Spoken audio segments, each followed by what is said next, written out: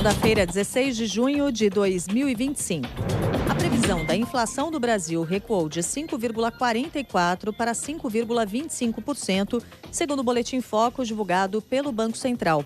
Apesar da queda, a previsão continua acima do teto da meta, que é de 4,5%. Este foi o terceiro recuo seguido do indicador, que leva em consideração mais de 100 instituições financeiras.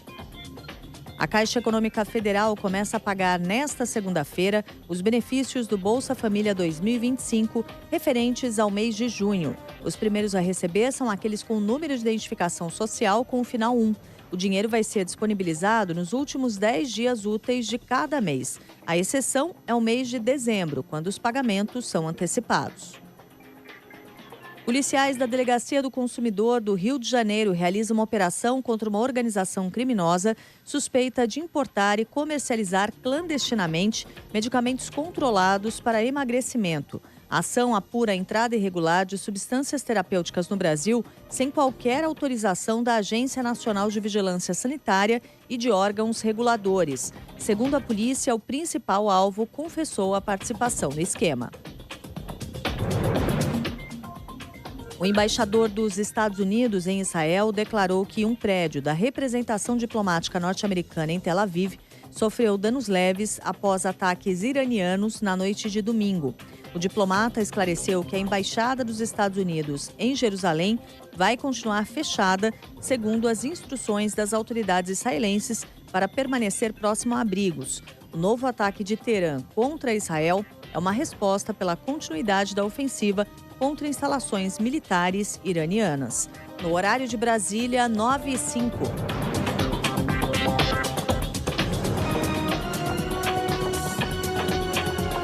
Repórter CBN. As principais notícias do dia, a cada meia hora.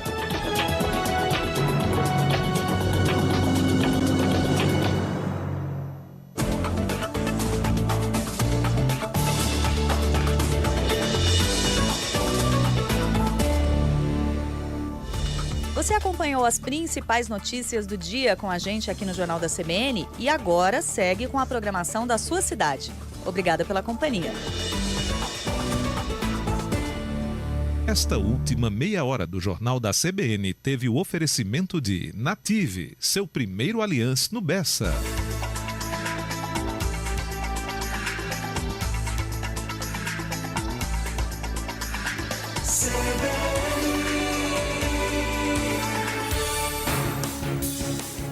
Rádio CBN, ZYC 980, FM 101,7 MHz.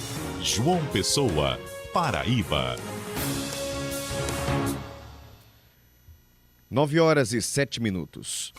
CBN João Pessoa. Apresentação Caio Ismael.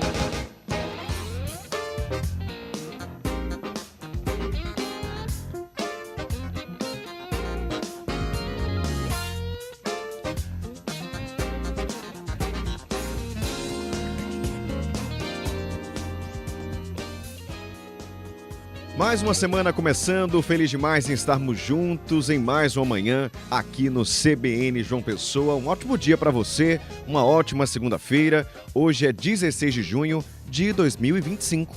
Passamos da metade do mês, né? Como é que foi seu fim de semana? Tudo certo por aí? Foi tranquilo? Trabalhou? Bem, independente da resposta, estou aqui na torcida para que seja uma semana de boas notícias pra gente.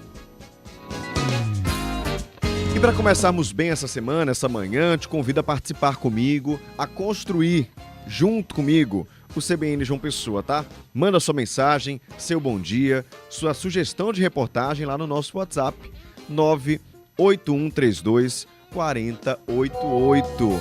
98132 4088. E você também pode nos assistir em vídeo lá no site cbnparaíba.com.br ou pelo canal da CBN Paraíba no YouTube.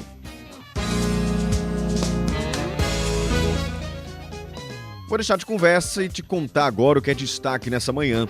Claro, tenho novidades sobre a situação do prefeito Cícero Lucena, que está em Israel, em meio a uma guerra do país contra o Irã. Estamos em contato direto com o prefeito, com o governo brasileiro e vamos te atualizar já já como é que está a situação por lá. Na área policial, um caso de um idoso que foi preso nesse fim de semana, suspeito de estuprar uma criança de 6 anos de idade. O homem era namorado da avó da menina e esse caso aconteceu aqui na capital.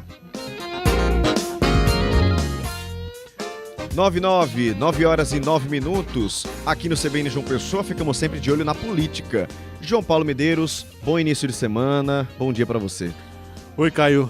Bom início de semana para você também, um ótimo dia para todos os nossos ouvintes.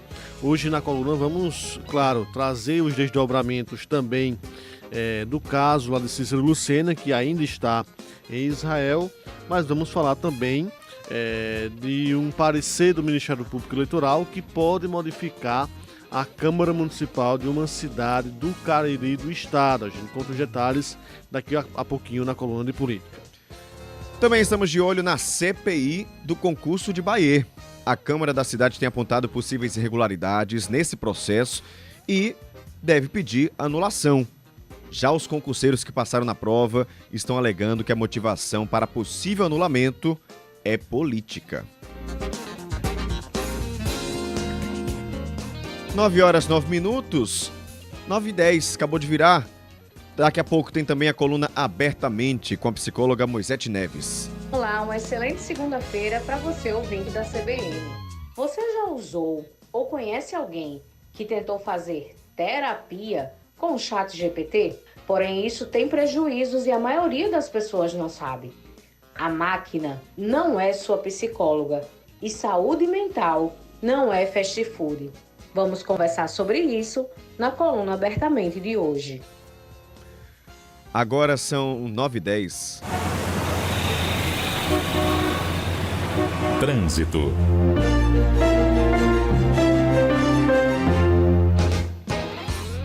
Notícia boa, trânsito muito tranquilo nos principais corredores aqui da região metropolitana da capital, sem pontos de congestionamento. Se o trânsito fosse sempre assim, viu? Se você está passando por um trecho que está com o trânsito mais complicado, não conseguir aqui captar no nosso mapa, ou você viu um buraco aí na rua, algo que pode atrapalhar o trânsito, acidente, manda para mim no 98132 4088. Mas se não viu, tá em casa, tá aí já tomando café ou até começando a preparar o almoço, onde você estiver, conversa comigo, manda sua mensagem, tô aqui esperando você, sua participação, 98132 4088, faz como o Matheus Gadelha, que já chegou por aqui, dizendo: melhor jornalista da Paraíba, deixando a gente bem informado. Amo o bate-papo político, sempre deixando a gente informado. Obrigado, Matheus. Um abraço. Abraço pro Andilson também, pro Jamison, Laécio, o Wagner, que chegou aqui cedinho, dizendo que tá caminhando, ouvindo a gente. Quem mais aqui? O Márcio Alexandre, enfim, manda sua mensagem, tô te esperando. Gustavo Rocha, direto de Portugal, em Porto também, chegando por aqui. Nossos ouvintes espalhados pelo mundo, ficando bem informados aqui no CBN João Pessoa sobre o que acontece na Paraíba. Então continua comigo com os trabalhos técnicos de Luciano Cabral, na edição Felipe Nunes e na produção Renan Mesquita e Larissa Mendes. O CBN João Pessoa, programa de notícias das suas manhãs, está no ar. Giro de notícias. O prefeito de João Pessoa, Cícero Lucena, segue em Israel. Autoridades tentam viabilizar a saída do prefeito do país via terrestre, não só dele, Felipe Nunes, como de várias autoridades que foram para lá, para esse evento de segurança pública, acabaram sendo surpreendidos por essa nova fase dessa guerra que está acontecendo. Felipe Nunes, muito bom dia para você. Oi, Caio, bom dia para você, bom dia a quem nos acompanha. O prefeito Cícero Lucena segue em Israel, mas como você disse, há autoridades que se mobilizam no sentido de tentar articular com o governo de Israel algumas possibilidades. O senador Carlos Viana, que preside o grupo parlamentar Brasil-Israel, informou ontem que o grupo de autoridades deve ser escoltado hoje pelas forças de defesa do país judeu até a fronteira com a Jordânia. Essa informação ainda não está confirmada oficialmente. De acordo com o parlamentar, a operação está sendo articulada diretamente com a Embaixada de Israel no Brasil, diante de um cenário que ele classifica como dificuldades diplomáticas entre os dois países. O secretário de Comunicação da Prefeitura de João Pessoa, Janildo Silva, disse que conversou hoje com o prefeito da capital e que ele segue em um local seguro. Em meio a essas dificuldades diplomáticas, quem também articula a saída do grupo de autoridades brasileiras de Israel é a Comissão de Relações Exteriores do Senado, que estuda possibilidades, inclusive esse trânsito da saída de autoridades do Estado de Israel por via terrestre. Hoje pela manhã eu conversei com o presidente da comissão, o senador Nelsinho Trade, que falou sobre essa construção da articulação para a saída de Cícero Lucena e de outras autoridades do território israelense. Vamos ouvir. A Comissão de Relações Exteriores do Senado intensificou nesse final de semana as articulações com o Itamaraty para viabilizar o envio de uma aeronave da Força Aérea Brasileira com o objetivo de repatriar autoridades brasileiras retidas em Israel após a escalada do conflito com o Irã e o fechamento do espaço aéreo no país. Existem lá um grupo de agentes políticos, a convite do governo de Israel, que foram participar de um seminário de ciência e tecnologia. Também chegou até o nosso conhecimento um grupo de mais de 50 jovens que foram fazer estudos bíblicos em Israel. Quero dizer a vocês que nós não estamos medindo esforços no sentido de promover cada vez mais, sintonizado com o Ministério das Relações Exteriores e com a FAB, a ida de uma aeronave a fim de resgatar esses brasileiros. Importante ressaltar que o espaço aéreo da região está fechado, o que impossibilita pousos e decolagens. E a saída por via terrestre para os países vizinhos é considerada de alto risco. Dessa forma, estamos articulando ações junto com o Itamaraty, obedecendo protocolos internacionais a fim de garantir a total segurança dos brasileiros que lá estão. Como eu disse, Caio, o Grupo Parlamentar Brasil-Israel confirmou ontem que o prefeito e outras autoridades devem ser escoltados na manhã de hoje pelas forças de Israel até a fronteira com a Jordânia. Essa informação ainda não está confirmada oficialmente, inclusive porque envolve questões de segurança. Nós estamos em contato com o Itamaraty e assim que for possível confirmar essa informação, vamos trazer aqui na CBN. Na manhã do sábado, vale lembrar, o deputado federal Mercinho Lucena embarcou com destino à Arábia Saudita numa missão parlamentar, também com esse objetivo de tentar articular junto às autoridades locais medidas que facilitem a saída do prefeito de João Pessoa. Vamos seguir acompanhando em tempo real para você. Qualquer novidade nessa manhã a gente te conta, tá? Fica por aqui até o meio-dia, te atualizando com nossa equipe preparadíssima, com muita responsabilidade para trazer notícia e informação para você. Obrigado, Felipe, pelas informações. Agora são 9h17. Um caso muito sério eu trago agora para você, porque a polícia prendeu um idoso suspeito de estuprar uma menina de 6 anos neste domingo. Esse caso aconteceu aqui em João Pessoa. A vítima contou para a avó sobre esses abusos. Sabe o mais impressionante desse caso é que esse idoso era namorado da avó da menina. Quem conta pra gente é Max Oliveira. De acordo com o pai, a criança passou o final de semana no bairro de Cruz das Armas, na casa da avó, que vive com um homem de 69 anos, agora suspeito de abusar sexualmente da menina. A família resolveu procurar aqui o Distrito Integrado de Segurança Pública, no bairro de Manaíra, que é especializado em casos de vítimas vulneráveis, após a menina relatar incômodos na região íntima do corpo. Segundo a informação da minha mãe, né, que já vinha apresentando suspeitas, né? E ela resolveu, como eu contei para vocês, guardar isso para ter a confirmação, né? Que realmente isso era verídico. Foi confirmado que estava acontecendo esse assédio, esse abuso com minha filha, né? Na noite de sábado, a família procurou um hospital para verificar possíveis sinais de abuso cometidos pelo suspeito. Na mesma hora, peguei meu carro, era 8h30 da noite, fui para Valentina, peguei ela, passou pelo médico, o médico relatou que estava com uma alteraçãozinha também na parte íntima dela, estava um pouco... Daí foi que a ficha caiu. Na delegacia, a avó da criança afirmou que vinha desconfiando do companheiro ultimamente e, por esse motivo, estava em processo de separação. Ela também relatou que nos últimos dias a criança havia mudado de comportamento em relação ao suspeito. reforçando sua preocupação. A gente que é vó, mãe, não sei se você é mãe, mas a gente percebe o comportamento, né, da criança. Então, eu até então só desconfiava. Eu pedi para a pessoa sair para me conversar com ela. Eu chamei ela, disse, olha, vovó vai perguntar algo para você. E não minta para a vovó, tá certo? Ela disse, tá certo, vovó. Eu disse, olha, confie em vovó, não tenha medo não, tá certo. Ela tá certa, eu disse, olha, tio, eu não vou falar o nome. Ele fez o que com você? Ele fez alguma coisa com você? Ela disse, não, vovó. Eu disse, olhe para mim. Converse comigo. Ele fez alguma coisa com você? Aí ela disse, ele só foi me abraçar assim forte. Me abraçou forte. E eu disse, mais o quê? Ele fez mais o quê com você? Ele colocou a mão dele em algum canto do seu corpo. Aí ela falou, sim, vovó. Após ouvir os familiares da menina, a delegada Lídia Veloso determinou a prisão em flagrante do suspeito. Ela ainda informou que solicitou exames periciais na menina e, caso seja comprovado, o suspeito vai responder pelo crime de estupro de vulnerável. Diz que não foi a primeira vez, não. Ela conta até de prática de sexo oral. Será considerado flagrante e será preso. Nossa, como é difícil noticiar, e tenho certeza que é muito difícil para você aí do outro lado ouvir um caso como esse.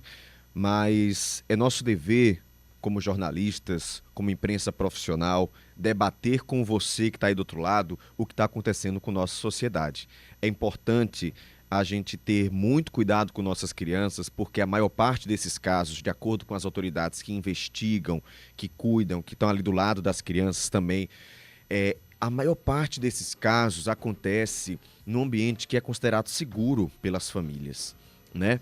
Principalmente com criança, com pessoas vulneráveis, com idosos. Geralmente acontecem nesses ambientes. Por isso que a gente precisa conversar tanto com as nossas crianças, por isso que se fala tanto de educação sexual nas escolas. Não é ensinar uma criança a ter relações sexuais, é ensinar a criança os limites do corpo. Você que é pai, você que é mãe, você que é tio, tia, tem que falar com essa criança, né? E tem que criar essa relação de confiança.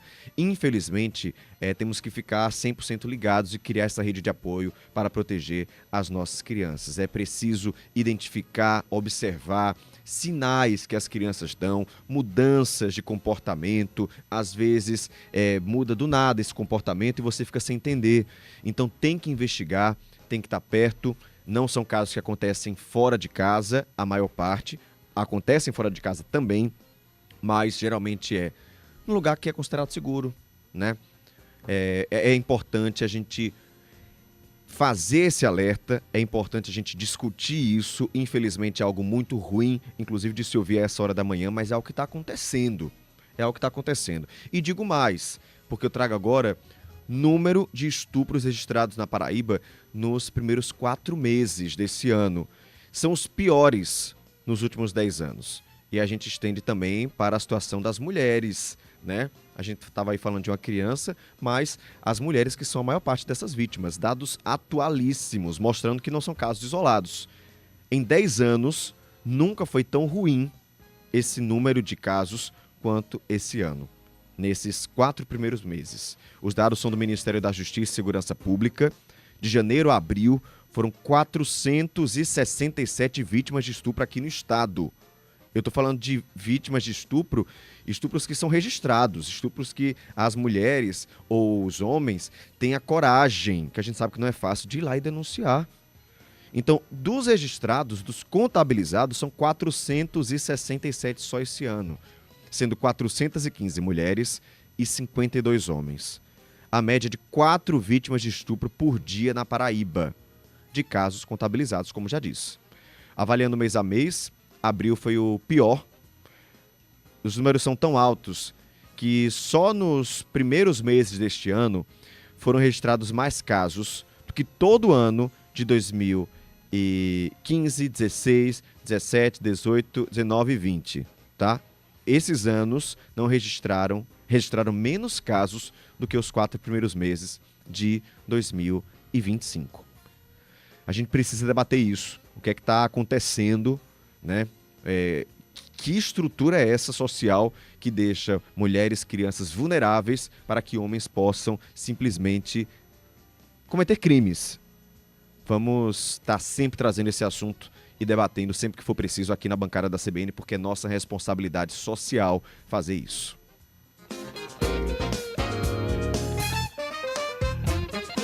Agora são 9h24. Mudar de assunto, tá? A UFPB, Universidade Federal da Paraíba, começa hoje as comemorações pelos 70 anos da instituição. Então, para marcar essa data, foram assinadas ordens de serviço para obras de infraestrutura lá na UFPB. E quem explica para a gente é Guilherme Bezerra. Guilherme, bom dia. Bom dia, Caio. Bom dia para os ouvintes da Rádio CBN. O evento está acontecendo agora, ainda está acontecendo lá no hall da reitoria da UFPB, aquele prédio bem grande que fica no meio do campus do Castelo Branco aqui em João Pessoa. Basicamente, o evento de hoje também marca esses 70 anos da UFPB, mas ele gira em torno do PAC, que é esse programa do governo federal que ajuda com investimentos pelo Brasil. Está sendo contemplado a UFPB e a reitora, a Terezinha Domiciano, anunciou tanto obras que já estão sendo entregues hoje, que já estão sendo entregues, na verdade, ao longo dos últimos dias, e hoje é a oficialização dessas obras, né? Como também o que ela pretende fazer com investimentos futuros, que a gente já adianta aqui, vão somar 17 milhões de reais para a UFPB. Somando todas as obras que são anunciadas hoje e as ordens de serviço são assinadas, 17 milhões. Eu conversei com a reitora logo no começo, antes do evento começar, eu estive lá agora há pouco, na UFPB, e ela me contou um pouco primeiro sobre quais obras ela já entregou, o que é que está sendo entregue, e hoje, no caso, seria só a oficialização para o público. Vamos ouvir o que a reitora falou. Requalificação da editora, requalificação de um conjunto de sala de aula, que são 4 salas de aula com acessibilidade, com os banheiros também acessórios a essas salas de aula. Nós temos a requalificação do NUPO, né, que é um núcleo de pesquisa e documentação de arte popular aqui na reitoria. Nós vamos ter a oportunidade de passar por lá. E eu diria para vocês que tem assim, uma série de outras obras, né, que a gente está lançando, né, estamos requalificando e ao longo desse mês aí a gente vai entregar para a comunidade acadêmica da UFPB. Esse evento foi um convite à imprensa, mas também para pessoas da sociedade civil e também parlamentares, políticos que foram lá presenciar esse evento. E teve a presença, além da reitora, claro que deu entrevista para a gente, teve a presença, está tendo a presença do secretário de Educação Superior do MEC, que é o Marcos Vinícius David, que representa o ministro Camilo Santana nesse evento aqui agora. Falando sobre investimentos futuros, hoje são assinadas ordens de serviço de 5 obras, que ao todo vão ser um investimento de 17 milhões de reais, e a reitora me contou um pouco que obras são essas. São 5 obras. A unidade de hospitalidade, que é do CCTA, a pós-graduação, que é do centro do CCHLA. Nós vamos ter também o laboratório de energia, que é o do IDEP, do Instituto de Desenvolvimento do Estado da Paraíba. Nós vamos ter uma unidade da CPT, né, que é a parte administrativa do Centro de Educação Técnica, né, Profissional e Tecnológica da UFPB. E, por fim, mais uma outra obra é a obra do laboratório do CBiotec. Tá? Então, cada uma tem o seu valor, mas juntas aproximadamente 17 milhões de reais. Pois é, Caio, a reitora, a Terezinha, que deu entrevista pra gente, assumiu a reitoria há menos de um ano, foi em novembro do ano passado. Então, esse evento, de certa forma, também é um balanço inicial aí dos primeiros atos dessa gestão, desse primeiro ano, que não se concluiu ainda, os primeiros 6 meses, vamos dizer assim. E aí, algumas obras ainda de um porte menor, mas já angariando novos investimentos, e a gente fica aqui acompanhando para saber os próximos passos e o que é que vai ser investido. Vamos acompanhar essas obras, né, para ver o desenvolvimento e o gasto desse dinheiro que é do PAC do governo federal. Caio. Isso, Guilherme. São muitas obras, inclusive, na UFPB que estão abandonadas faz tempo, né? Sim. Me parece que algumas grandes não vai ter dinheiro agora para fazer, né? O orçamento, 17 milhões é muito para a gente, mas para a obra, sim. Para a obra é bem pequeno. É pouco. Aquele prédio em frente ao UFPB, A reitora, quando veio aqui, falou em 200 milhões, algo assim. É um valor muito alto. Um valor muito alto que acredito que não vai rolar. Vai ficar ali parado, mas pelo menos obras pequenas, como requalificação de salas, que são obras que precisam, são necessárias. Sim. Imagina um prédio, uma estrutura como o Campus 1 da UFPB, que é gigantesca, praticamente um bairro, não ter manutenção, né? Não ter obra. Tem que ter, mesmo que não sejam essas obras gigantescas, que infelizmente começaram sem muito planejamento. Fazem parte da vista ali, como você passa ali na Via Expressa, você vê aquelas obras paradas ali na frente da UFPB, né? É bem triste, mas que bom que está sendo feito, né, algo para que a estrutura também não se deteriore com o tempo, né? Guilherme, muito obrigado pelas informações. Valeu, Caio. São 9h29. A Justiça da Paraíba indeferiu o pedido do Ministério Público para afastar a atual diretora da Associação Brasileira de Apoio Cannabis Esperança, que é a Abrace. A decisão foi assinada nesse fim de semana pelo juiz Eduardo Souto Cantalice. Ele entendeu que, embora haja indícios de irregularidades cometidas anteriormente pela gestão da Abrace, não há elementos que indiquem a continuidade dessas ações. O magistrado determinou aprofundamento das investigações.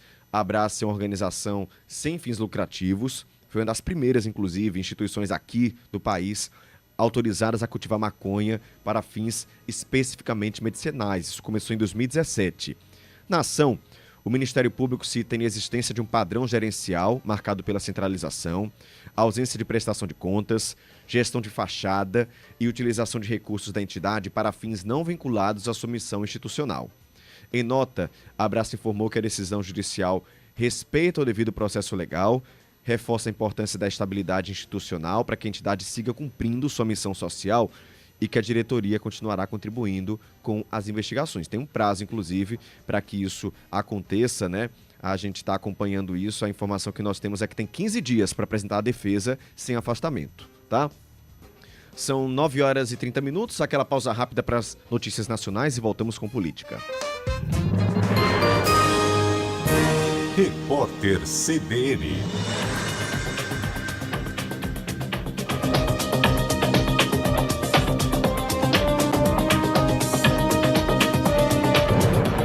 Segunda-feira, 16 de junho de 2025. O presidente Lula embarcou com destino ao Canadá para participar da reunião de líderes dos países do G7, marcada para amanhã. O Brasil não integra o grupo, mas o brasileiro tem sido convidado para encontros desde que retornou ao Palácio do Planalto em 2023. O G7 é composto pelos Estados Unidos, Canadá, Reino Unido, França, Alemanha, Itália e Japão. Segundo o Ministério das Relações Exteriores, a reunião deve tratar de temas como segurança energética e preservação ambiental. O índice de atividade econômica divulgado hoje pelo Banco Central mostrou expansão de 0,2% em abril, na comparação com o mês anterior. Abril foi o quarto mês seguido de crescimento do indicador. A última queda mensal do índice foi em dezembro do ano passado, com um recuo de 0,9%. Na comparação com abril de 2024, a chamada prévia do PIB do Banco Central teve alta de 2,5%. O prazo para alistamento militar dos jovens que completam 18 anos em 2025 acaba no dia 30 de junho. A inscrição é obrigatória para homens, enquanto que para mulheres nascidas em 2007 é voluntária. O alistamento pode ser feito pela internet ou de forma presencial em uma junta de serviço militar. Um novo vídeo que registra os últimos segundos do voo AI-171 da Air India pode esclarecer as causas do acidente aéreo ocorrido em Ahmedabad no último dia 12 de junho. A gravação registrou um som que parece ser da ativação de um dos dispositivos de emergência mais críticos de uma aeronave. Segundo especialistas, esse equipamento pode ajudar a indicar o que levou à queda do Boeing Dreamliner.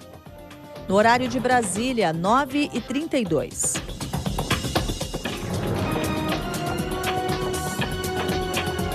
Repórter CBN. As principais notícias do dia, a cada meia hora.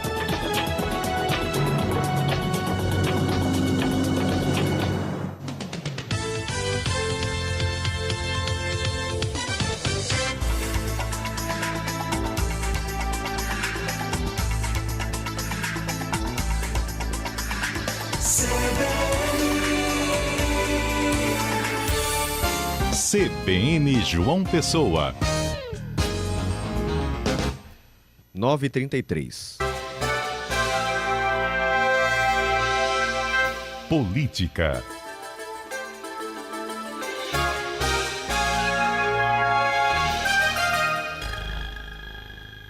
Estou aqui na bancada com o Felipe Nunes, com o João Paulo Medeiros, nosso time de política, Pedro Pereira em Campina, para trazer para você informação do que acontece na Paraíba. E a gente começa te atualizando sobre o prefeito Cícero Lucena, prefeito de João Pessoa, que está em Israel nesse momento de guerra entre Israel e o Irã. A gente, no início do programa, né, Felipe Nunes trouxe ali que havia ou estava sendo pensado uma operação para que o prefeito saísse de Israel por via terrestre. E me parece que tem uma nova atualização sobre esse caso, né, Felipe e João? Isso, Caio. Bom dia para você mais uma vez. Bom dia, Felipe, que está aqui conosco, Pedro Pereira em Campina. A nossa equipe acabou de confirmar com o deputado Messinho Lucena, que é filho do prefeito Cícero Lucena, de que o prefeito Cícero Lucena já se encontra bem próximo à fronteira entre Israel e a Jordânia, nesse plano de retirar as comitivas brasileiras, mais de uma comitiva que está em Israel, através do modo terrestre, né, uma retirada terrestre, através da fronteira com a Jordânia. Nesse momento, esses comboios já se encontram bem próximo, de acordo com o Messinho Lucena, da fronteira com a Jordânia. A expectativa é de que, nas próximas horas, o prefeito Cícero Lucena e as outras autoridades que integravam ou que integram essas comitivas brasileiras possam finalmente deixar Israel, e a gente espera que isso aconteça o mais rápido possível, claro, porque é sempre estar numa zona de guerra, numa zona de conflito, é sempre um risco, evidentemente. A gente tem acompanhado desde o fim da semana passada essa angústia vivida por muitos brasileiros que estavam participando de um evento que tratava sobre segurança pública nos municípios. E aí você tem, além do prefeito Cícero Lucena, outros prefeitos brasileiros e outras autoridades. E esses grupos foram surpreendidos com o início do conflito armado entre Israel e o Irã. Então, a informação nova, confirmada também por Felipe Nunes agora há pouco, junto ao Itamaraty, junto ao governo federal, é de que esses grupos estão sendo retirados com segurança, né, com toda a precaução que esse tipo de operação exige lá do Estado de Israel. Uma notícia boa aí para o prefeito Cícero Lucena e para os demais brasileiros que estão, nesse momento, saindo dessa zona de conflito. Lembrando, João, que esse grupo, do qual faz parte o prefeito Cícero Lucena, é aguardado na fronteira por representante da Embaixada do Brasil em Amman e por autoridades do governo jordaniano, que vão dar continuidade aí a esse retorno, a essa viabilização do retorno do prefeito Cícero Lucena ao Brasil. E a gente vai trazer as informações de como vai acontecer e quando ele vai chegar efetivamente à capital. E essa estratégia, né, Felipe, de retirar por via terrestre, me parece acertada, e uma decisão, uma articulação da frente de parlamentares Brasil e Israel, do Congresso Nacional. A gente sabe que há uma série de contratempos diplomáticos entre o Brasil e Israel que vinha dificultando essa negociação. Evidentemente, felizmente, essa saída não demorou tanto tempo, né? Alguns dias, isso colocando num contexto de guerra, num contexto onde... Poderia ser muito pior, né, João? Poderia ter sido bem pior, colocando dentro de um contexto de guerra, dentro de um contexto também onde é preciso garantir, assegurar a todo custo a integridade física das pessoas e também desses deslocamentos em segurança. As Forças Armadas de Israel estão fazendo essa escolta a esses comboios de brasileiros. E aí, efetivamente, a gente deverá ter, nas próximas horas, o prefeito Cícero Lucena deixando o território de Israel. Mas, graças à intervenção desses parlamentares que integram essa frente Brasil e Israel, que possuem uma maior interlocução com o governo de Israel, exatamente, como eu disse, diante das dificuldades que vinham acontecendo em termos diplomáticos entre o Brasil e aquele país. É impressionante, né? Os parlamentares estão aí fazendo um papel que deveria estar fazendo mais o governo brasileiro, né? Mas justamente por esse problema de relação, os parlamentares tiveram que tomar a frente dessas negociações, e que bom que isso aconteceu, porque a gente está falando de vida de brasileiros, independente aí, né, do posicionamento político brasileiro com relação a essa guerra de Israel, a tantos outros posicionamentos. O importante é que a gente traga esses brasileiros para cá de forma segura. E desde a última sexta-feira, o prefeito Cícero Lucena estava abrigado em um local com segurança, né, próximo às universidades, onde participava desse evento que discutia segurança pública, mas, efetivamente, o ideal mesmo é que ele viesse, retornasse ao país. É isso que está acontecendo agora, e a gente acaba trazendo essa notícia em primeira mão, de informações confirmadas pelo deputado Messinho Lucena, que viajou esse fim de semana para a Arábia Saudita também para tentar articular de alguma forma e ajudar nesse processo de deslocamento do pai, do prefeito Cícero Lucena, e também uma informação confirmada pelo Itamaraty, a Felipe Nunes, agora há pouco. Felipe, você tem mais alguma informação, alguma atualização desse caso aí pra gente? Não, daqui a pouco quem deve se pronunciar também é a Comissão de Relações Exteriores do Congresso Nacional, emitindo uma nota oficial acerca dessa saída de Cícero Lucena e do grupo de brasileiros. A gente vai trazer aqui os detalhes em relação à saída do prefeito Cícero Lucena de Israel. E aí quero destacar que o nosso ouvinte aqui da CBN, sabe tudo em tempo real, durante toda a manhã.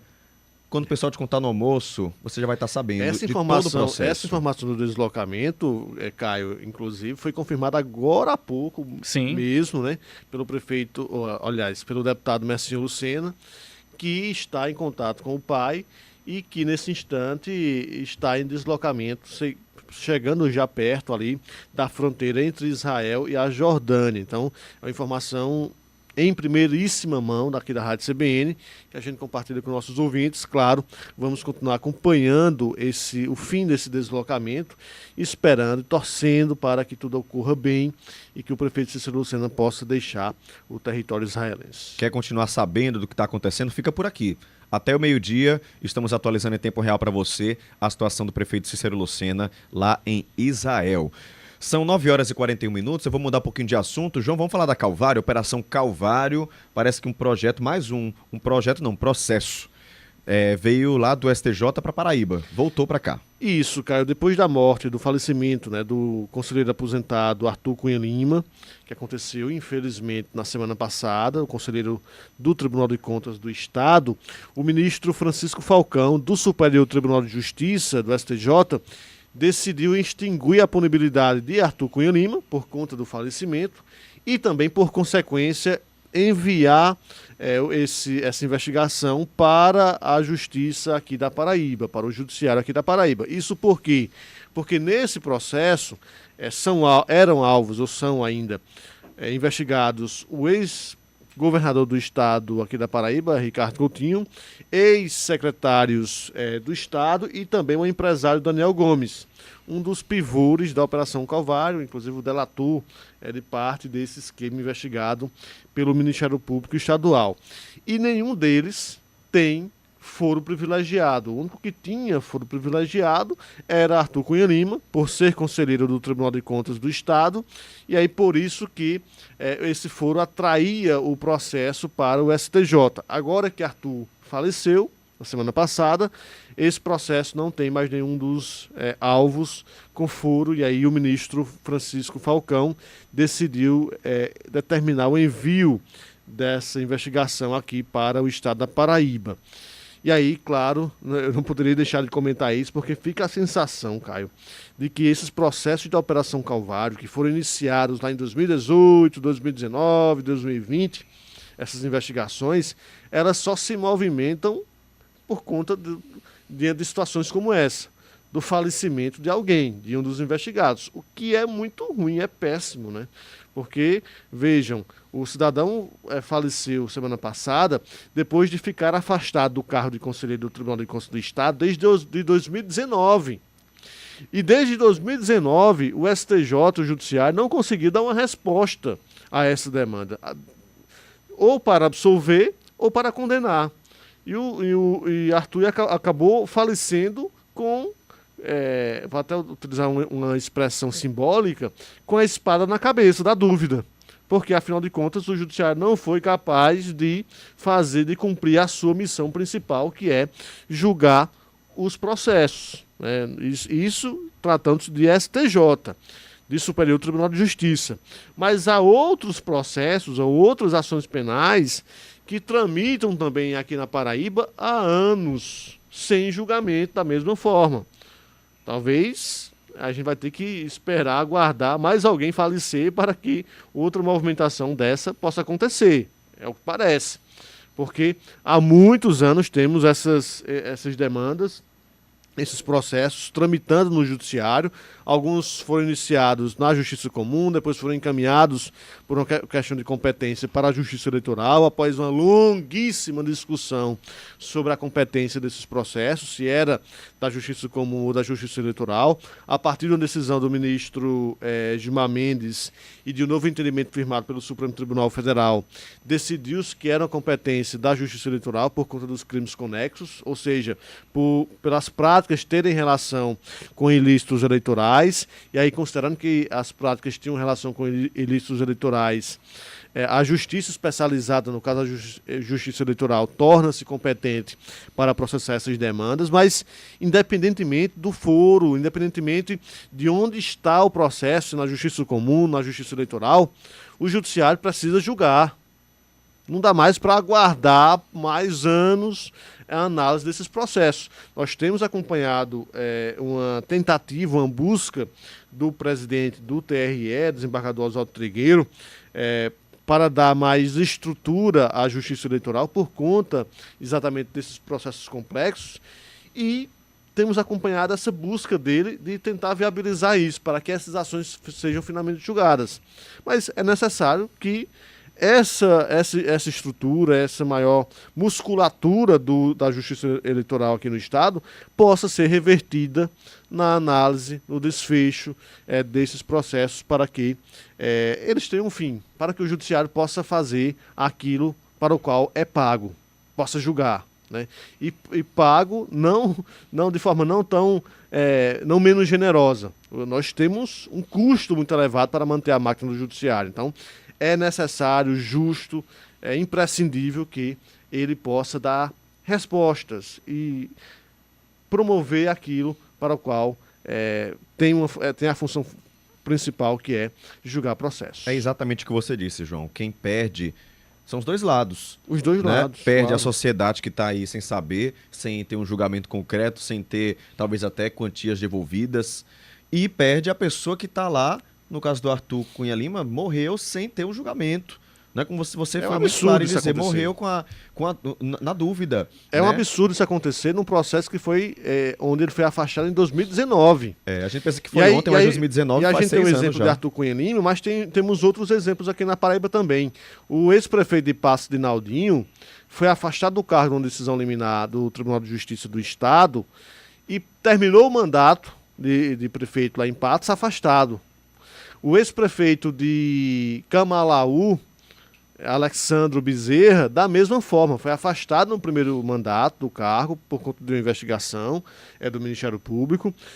Terminou o mandato, foi reeleito, mesmo afastado do cargo, foi reeleito. Passou o segundo mandato inteiro, os 4 anos do segundo mandato, sem pisar na prefeitura, sem sentar na cadeira de prefeito. E esse processo, junto ao Tribunal de Justiça do Estado, não foi também julgado. Então,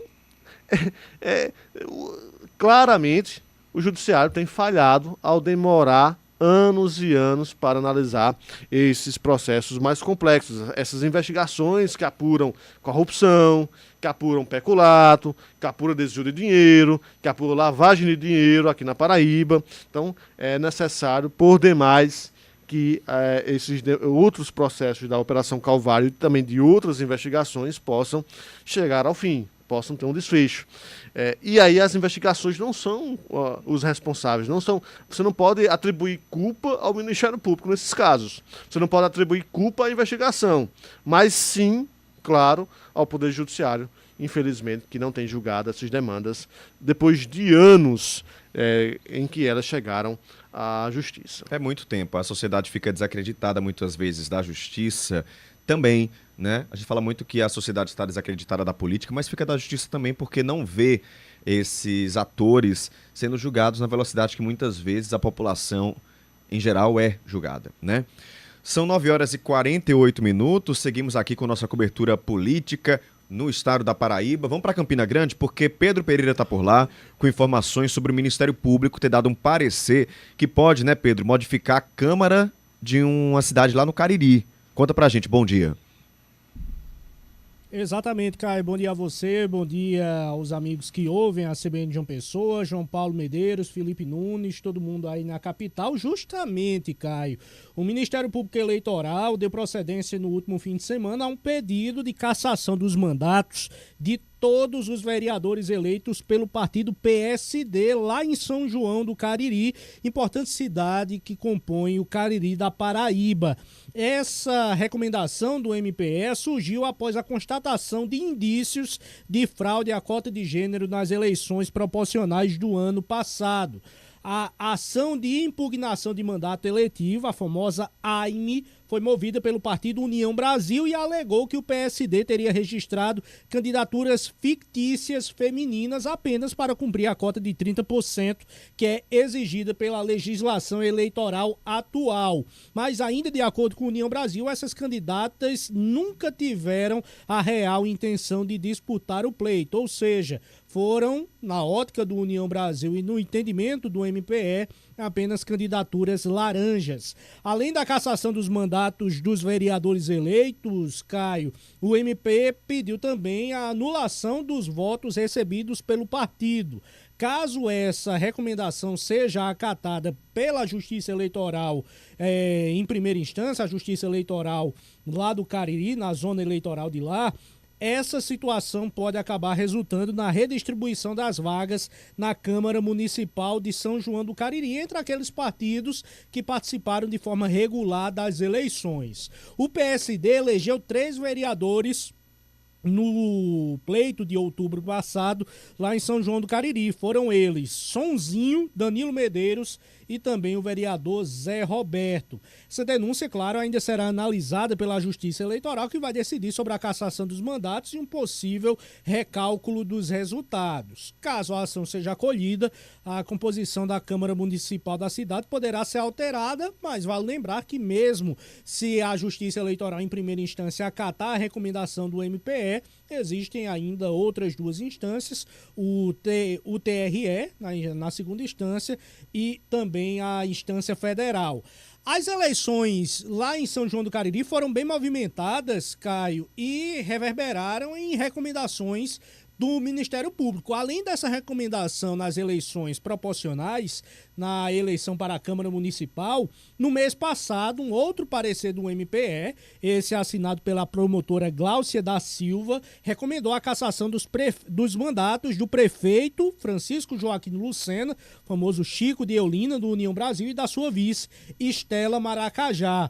Nessa investigação de maio, o MPE enxergou indícios de uso indevido da máquina pública para beneficiar politicamente a chapa vencedora. Além do pedido de cassação do prefeito e da sua vice, também houve o pedido de inelegibilidade do ex-prefeito da cidade, o ex-prefeito Helder, que apoiou os candidatos eleitos. Um ponto interessante nessa recomendação, nesse parecer do MPE do último mês de maio, mostrou que a tradicional festa de Nossa Senhora dos Milagres, uma das festas, talvez a mais importante do turismo religioso do Cariri, que foi realizada em setembro do ano passado, teria sido utilizada como, em palavras do MPE, palanque eleitoral. Eleição muito movimentada por lá, bastidores políticos muito movimentados no Cariri, como sempre. Como a gente tem feito sempre, Caio, a gente segue acompanhando de fato, porque além de uma mudança no Executivo, São João do Cariri pode passar por uma mudança no Legislativo também. Vale lembrar que essa recomendação é muito semelhante a uma que aconteceu aqui em Campina Grande e que tramitava desde 2020 e que em 2023 acabou cassando um mandato de 4 vereadores. Caio, volto com você. Obrigado, Pedro, pelas informações. Seguindo aqui nos assuntos da política, do interior do estado, também aqui em João Pessoa, região metropolitana. Vamos lá seguir com os assuntos, porque quero saber do fim de semana, João. O fim de semana foi de muito forró, de São João e de política também. Teve gente aproveitando a fogueira de São João, o Parque do Povo, para também fazer política, né? Claro. Nós tivemos no último sábado, inclusive, as presenças do presidente da Câmara Federal, Hugo Mota, e também do presidente do Senado, o senador Davi Alcolumbre, do União Brasil. Os dois estiveram e desfilaram lá no Parque do Povo, ao lado do prefeito de Campina Grande, Bruno Cunha Lima, e do senador veneziano Vital do Rego. Marcaram presença no maior São João do mundo. Achei curioso, Caio, que durante a passagem de Hugo Mota e de Alcolumbre pelo Parque do Povo, o senador veneziano Vital do Rego fez um pedido público ao presidente da Câmara Federal, Hugo Mota. É que semana passada, acho que eu trouxe até esse tema aqui na CBN, o Senado aprovou uma PEC que inclui as guardas municipais e também os agentes de trânsito no rol dos órgãos de segurança pública. Não sei se você lembra desse tema. E isso vai possibilitar que as superintendências de trânsito, por exemplo, as guardas municipais, tenham acesso a recursos do Ministério da Justiça e, entre outros, benefícios. E, durante a noite de sábado, o senador veneziano Vital do Rego puxou o Hugo Mota em um determinado momento das festividades e o levou para conversar com os agentes de trânsito da STTP, lá de Campina Grande, e buscando que ele firmasse o compromisso de que vai, de fato, incluir lá na Câmara Federal, despachar na Câmara Federal, porque o projeto foi aprovado no Senado e foi encaminhado para a Câmara, e que o Hugo vai despachar na Câmara para que essa PEC seja finalmente concluída, aprovada também na Câmara Federal. Uma outra informação que trago sobre o São João e a política é de que hoje o Ministério Público vai se reunir com representantes da SUDEMA, aqui da Paraíba, da Polícia Militar e também das secretarias de meio ambiente dos municípios, para discutir aquela questão da lei que proíbe fogos de artifício sonoros, né, com barulho, com estampido. Essa legislação foi publicada e aprovada ano passado aqui pela Assembleia Legislativa, passou a estar vigente a partir de janeiro deste ano, porque foi aprovado em maio de 2024, com um prazo de 9 meses, aliás, de 2025, com um prazo de 9 meses. Não, 2024. Sim. Foi aprovado em 2024 com um prazo de 9 meses para que começasse a ser cumprida. Houve uma orientação e um acordo com os comerciantes, com as pessoas que comercializam esses produtos, e a partir de janeiro deste ano de 2025, essa legislação já está em vigor. Ou seja, o São João deste ano é a primeira grande festividade aqui na Paraíba sob já a vigência dessa legislação, que proíbe fogos de artifício com barulho e permite apenas aqueles que não são sonoros, né? Eu tenho algo para falar sobre isso, viu, João? Eu fiz uma reportagem nesse fim de semana, justamente, estava no plantão na TV Cabo Branco, e fiz uma reportagem sobre cuidados com fogos de artifício, sobre tudo isso. E aí me veio um grande questionamento, porque quando a gente foi atrás das pessoas que seriam responsáveis por essa fiscalização, ninguém sabia direito o que responder. Então, a gente foi atrás dos bombeiros, que disseram que ainda estão decidindo quem é que vai fiscalizar. A SEMAN também, sem muita resposta. Ninguém sabe quem é que vai fiscalizar. É isso que o Ministério Público deve fazer hoje. Porém, isso não já deveria estar definido, João? Porque se é uma lei sancionada ano passado e deu 90 dias para que o setor do comércio e dos vendedores se regulamentasse, se regularizasse, como as autoridades que deveriam fiscalizar não sabem quem vai fiscalizar, não sabem como é que fica. E me parece que é uma lei que faz muito sentido, é muito boa para idosos, para crianças, para pessoas com autismo, animais também, para animais, mas que também, pelo que eu conversei nesse fim de semana com os vendedores, traz um grande prejuízo para o setor. Por que traz um grande prejuízo? É importante também ouvir o setor, por quê? Porque os vendedores, eu fui lá naquela parte ali do Almeidão, né, que tem os vendedores, eles falaram, Caio, a gente aqui não está vendendo fogo com estampido, com barulho, mas as pessoas querem o barulho, querem... E aí o que é que elas estão fazendo? Estão indo comprar na divisa da Paraíba, em Goiânia, em Recife. Ele disse, o pessoal vai comprar.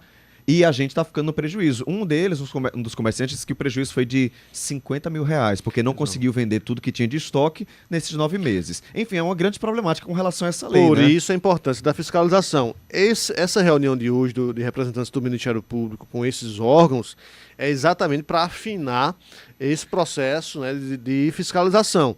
E como você disse, não faz sentido algum nós termos aprovado em 2024 uma legislação amplamente divulgada, porque ninguém pode dizer que não sabe ou não sabia dessa proibição, amplamente divulgada a lei, aprovada na Assembleia Legislativa e depois sancionada pelo governador João Azevedo, mas quando os órgãos de fiscalização ainda batem cabeça para saber como e quando e onde poderão atuar. Ora, se a lei é estadual, se vale para todo o território aqui da Paraíba, para a área abrangida pela Paraíba, cabe a todos aqueles que têm algum tipo de correlação com o meio ambiente, seja Secretaria do Município, Polícia Militar também, e outros órgãos, fazer essa fiscalização.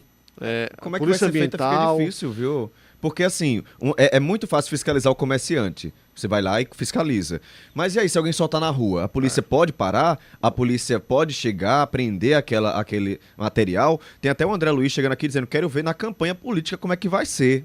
Não vai ter fogos? A gente sabe que campanha política, carreata, é o que mais tem é fogo de artifício. Então, será que nas campanhas não vai haver isso? O São João Obrigado, André, pela participação. O São João deste ano é esse primeiro teste, né? Um primeiro teste para a gente ver até que ponto esses órgãos vão ser capazes de garantir essa fiscalização. E a gente espera que, de fato, isso aconteça, porque é uma legislação que acaba protegendo, felizmente, idosos, pessoas que estão nos hospitais, os animais, as crianças também. Então, a gente já passou da hora de dar um basta naqueles transtornos todos provocados por fogos sonoros. Ou talvez a lei pudesse ter sido pensada, João, numa maneira a balancear isso, né?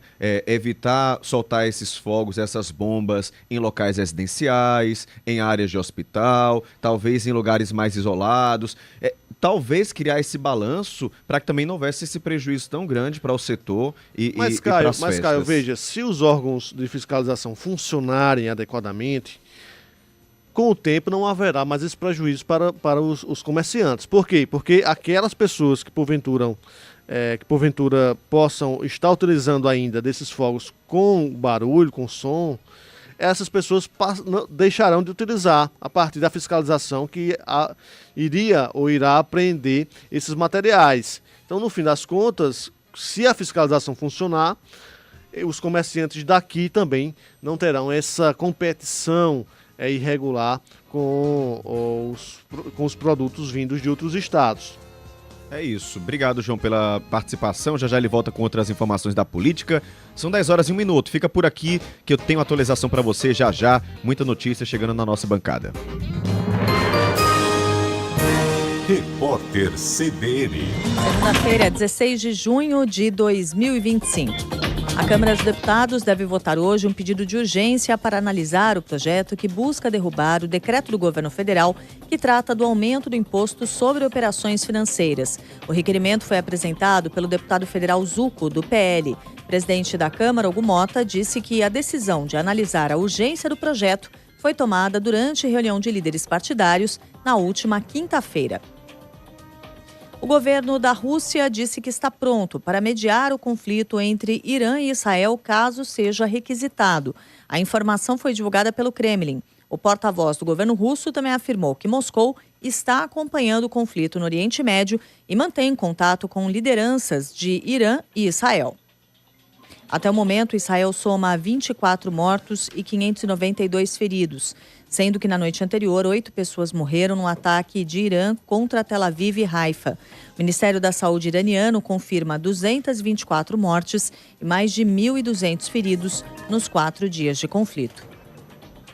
O Botafogo faturou cerca de 11 milhões de reais com a vitória sobre o Seattle Sounders dos Estados Unidos por 2-1 na Copa do Mundo de Clubes. Já o Palmeiras embolsou pouco mais de 5 milhões e meio de reais ao empatar por 0-0 com o Porto. Os valores são referentes às premiações determinadas pela FIFA durante a fase de grupos do torneio. No horário de Brasília, 10h03.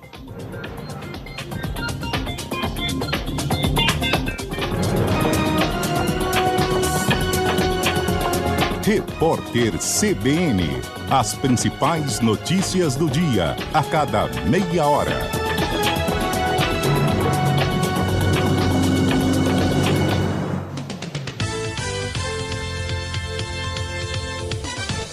Esta próxima meia hora do CBN João Pessoa tem o oferecimento de HNSN Redditor. Precisão no cuidar.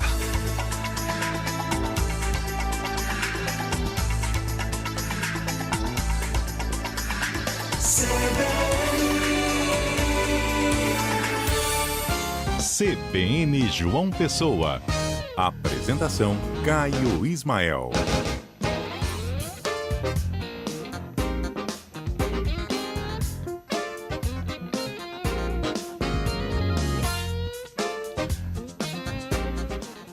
De volta com o CBN João Pessoa, uma ótima manhã para você de segunda-feira. Hoje é 16 de junho de 2025, a gente já passou da metade do mês do São João. E aí, você já foi para Campinas, já foi para Bananeiras, Solânia? Onde é que tá tendo festa nesse mês, né? Tem também Santa Luzia, que João Paulo já disse que vai bater ponto por lá em Santa Luzia, né, João? Vou. Já foi dias pra Campina. 20 e 21 estarei em Santa Luzia. João Paulo é forrozeiro danado, viu? Uma das festas mais tradicionais do período junino aqui da Paraíba. Salvo engano, foi o primeiro São João organizado pela cidade, assim, em termos de Paraíba, a cidade de Santa Luzia, que realiza também esse ano uma festa muito interessante. Vale a pena conferir também quem gosta de festa no interior, cidade pequena, como eu gosto, né? Sou filho de uma cidade bem pequena. Não pode deixar de ir. Santa Luzia é bom demais. Já passei São João por lá, bem organizada, é boa a festa. Então, me diz aí, vai curtir São João aonde? Vai passar esse fim de semana? Inclusive, feriado é quinta-feira, viu? Tem feriado quinta-feira de Corpus Christi e sei que muita gente vai... Não é não? Feriado? É, feriado, sim. É não? Ponto facultativo, mas para muitos lugares é feriado. Então, o pessoal vai aproveitar para curtir São João na quarta-feira. Tenho certeza que muita gente está nesse programa aí. Bem, a gente está junto aqui na 101.7 FM desde as 9 da manhã. Na verdade, vou até dizer bem antes disso, viu? Porque a gente chega cedo aqui para fazer os nossos boletins na programação nacional. E já teve até a Eliana Alves chegando e dizendo assim: bom dia, Caio, você me acordou hoje, 7h57, quando você fez chamada na CBN. Eu liguei o rádio, assim que liguei o rádio eu vi você, que alegria. Fiquei feliz demais, viu, Eliana, saber que você me acompanha desde cedo. E aqui no CBN João Pessoa, nós já trouxemos muita informação para você. Atualizamos a situação do prefeito Cícero Lucena, que já está em comboio em direção à Jordânia para sair de lá, né, de Israel. Também trouxemos o caso gravíssimo de uma criança de 6 anos que foi abusada por um idoso de 69 anos, namorado da avó dela, né? Essa criança, caso aqui em João Pessoa, e correlato a isso, trouxemos um número assustador de estupros na Paraíba, que nesses 4 primeiros meses do ano foi o maior em 10 anos. Muitas informações da política, muita participação. Antes de eu conversar com você, ouvinte, no 981324088, que tem muita mensagem por aqui, eu quero chamar Felipe Nunes, que tem mais informação atualizada a cada momento sobre a situação do prefeito Cícero Lucena, né, Felipe? Isso mesmo, Caio. Eu afirmei ainda há pouco que a Comissão de Relações Exteriores do Senado publicaria uma nota acerca da situação do grupo de brasileiros que está em Israel, incluindo o prefeito de João Pessoa, Cícero Lucena, e nós já temos esse posicionamento aqui. A Comissão de Relações Exteriores do Senado afirma que segue mobilizada em articulação com o Itamaraty e a FAB para garantir o retorno seguro desses brasileiros retidos em Israel após a escalada do conflito no Oriente Médio. E tem uma novidade acerca do prefeito Cícero Lucena. A comissão afirma que o grupo de prefeitos e demais autoridades municipais está no posto de fronteira do lado israelense e deve iniciar em breve o traslado à Jordânia. Como eu disse um pouco mais cedo, eles serão recebidos por representantes da Embaixada do Brasil em Amman e por autoridades locais.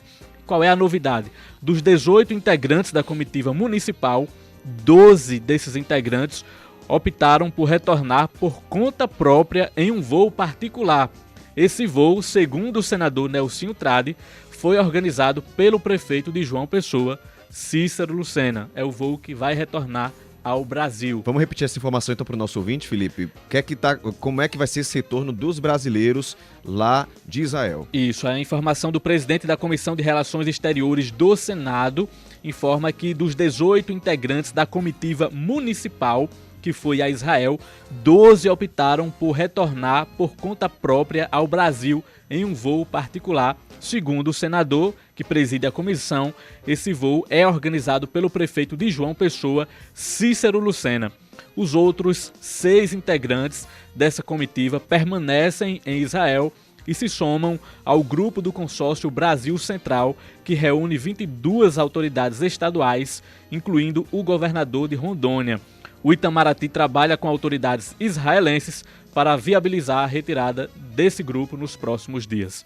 Essa é a novidade que a gente traz agora aqui na CBN, cara. Você está percebendo, né? Você ouvinte, nós estamos te atualizando em tempo real. Nossa equipe está sempre em contato com as autoridades, com os responsáveis por todo esse trajeto. O prefeito de João Pessoa, Cícero Lucena, está em deslocamento para a Jordânia e como o Felipe acabou de informar, a gente está sempre trazendo novas informações.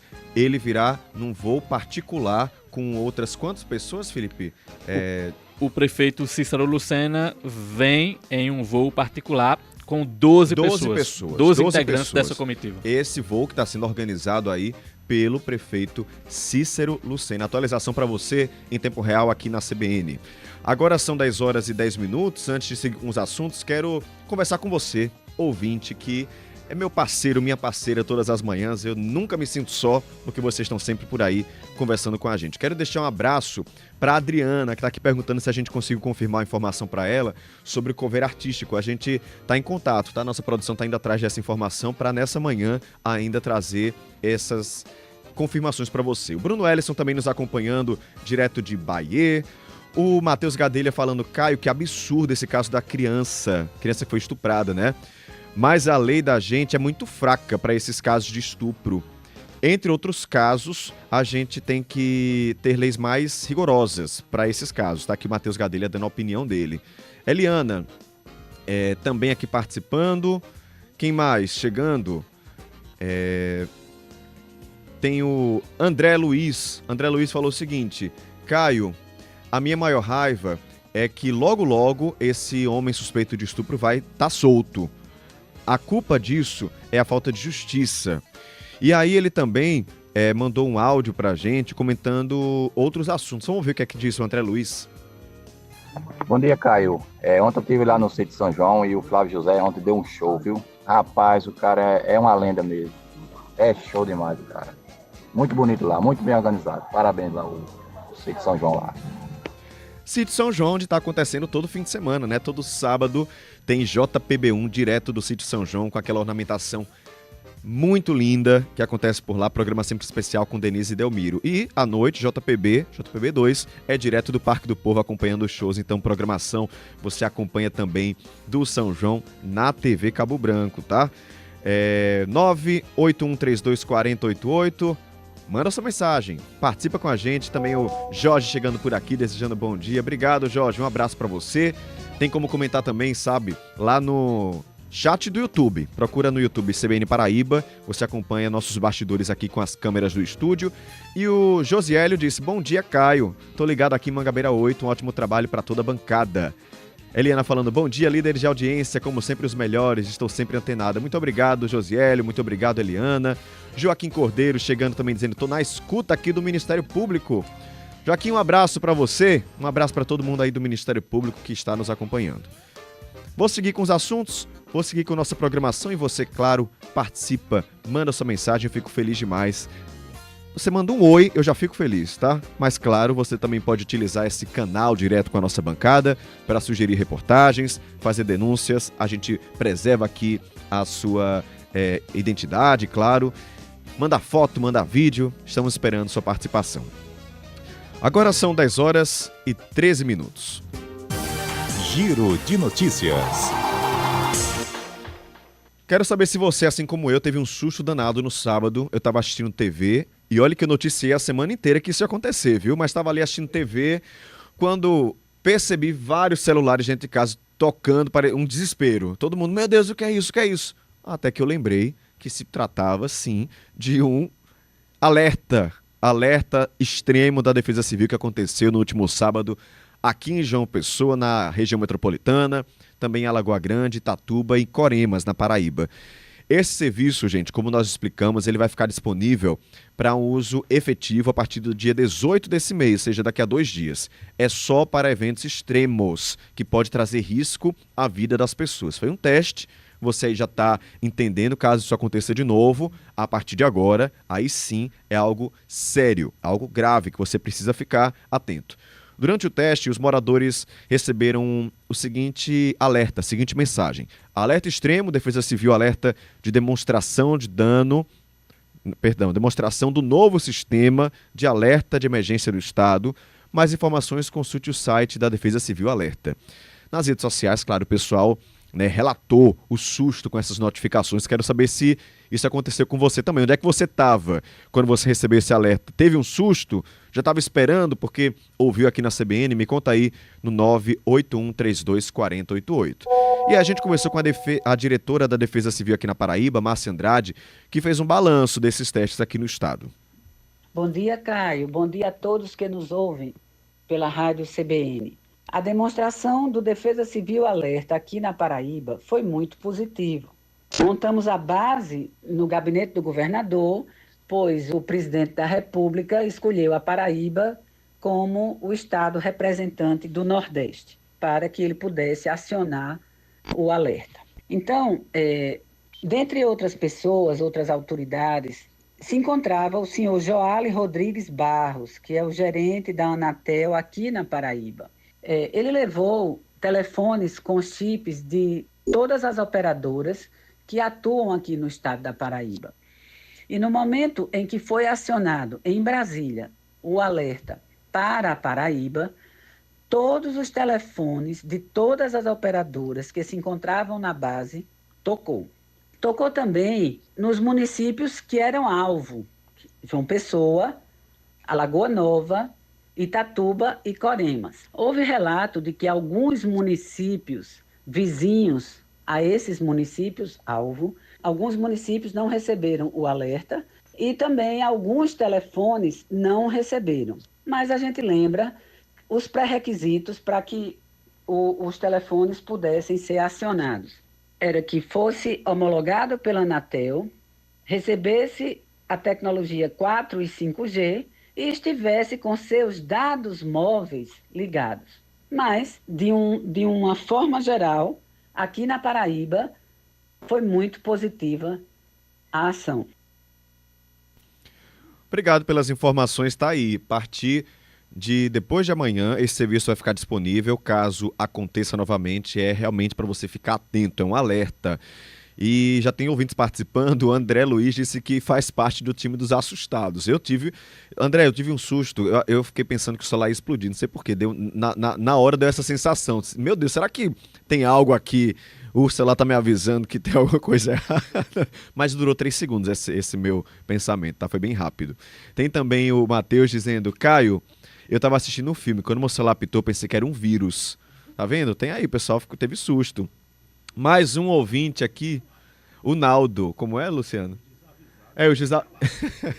Ele tá dizendo assim: Caio, os desavisados eu fico calado, mas você que sabia, pra você ver como é a mente humana, né? Tive um susto. O Naldo chegou aqui e disse: Caio, bom dia, eu recebi o alerta, eu tava em casa, foi tranquilo, já esperava, coisa boa, viu? É pra ser assim, eu que fui um pouco agoniado. Divagou um pouco. Eu que divaguei um pouco. Eu também, Caio. A gente tava anunciando aqui a semana todinha. A gente conversou com a Defesa Civil aqui e me assustei igual no sábado. Luiz Carlos: Caio, bom dia. Eu tenho um celular Android e outro iOS. Só recebi no Android. Será que existe bloqueio no iOS?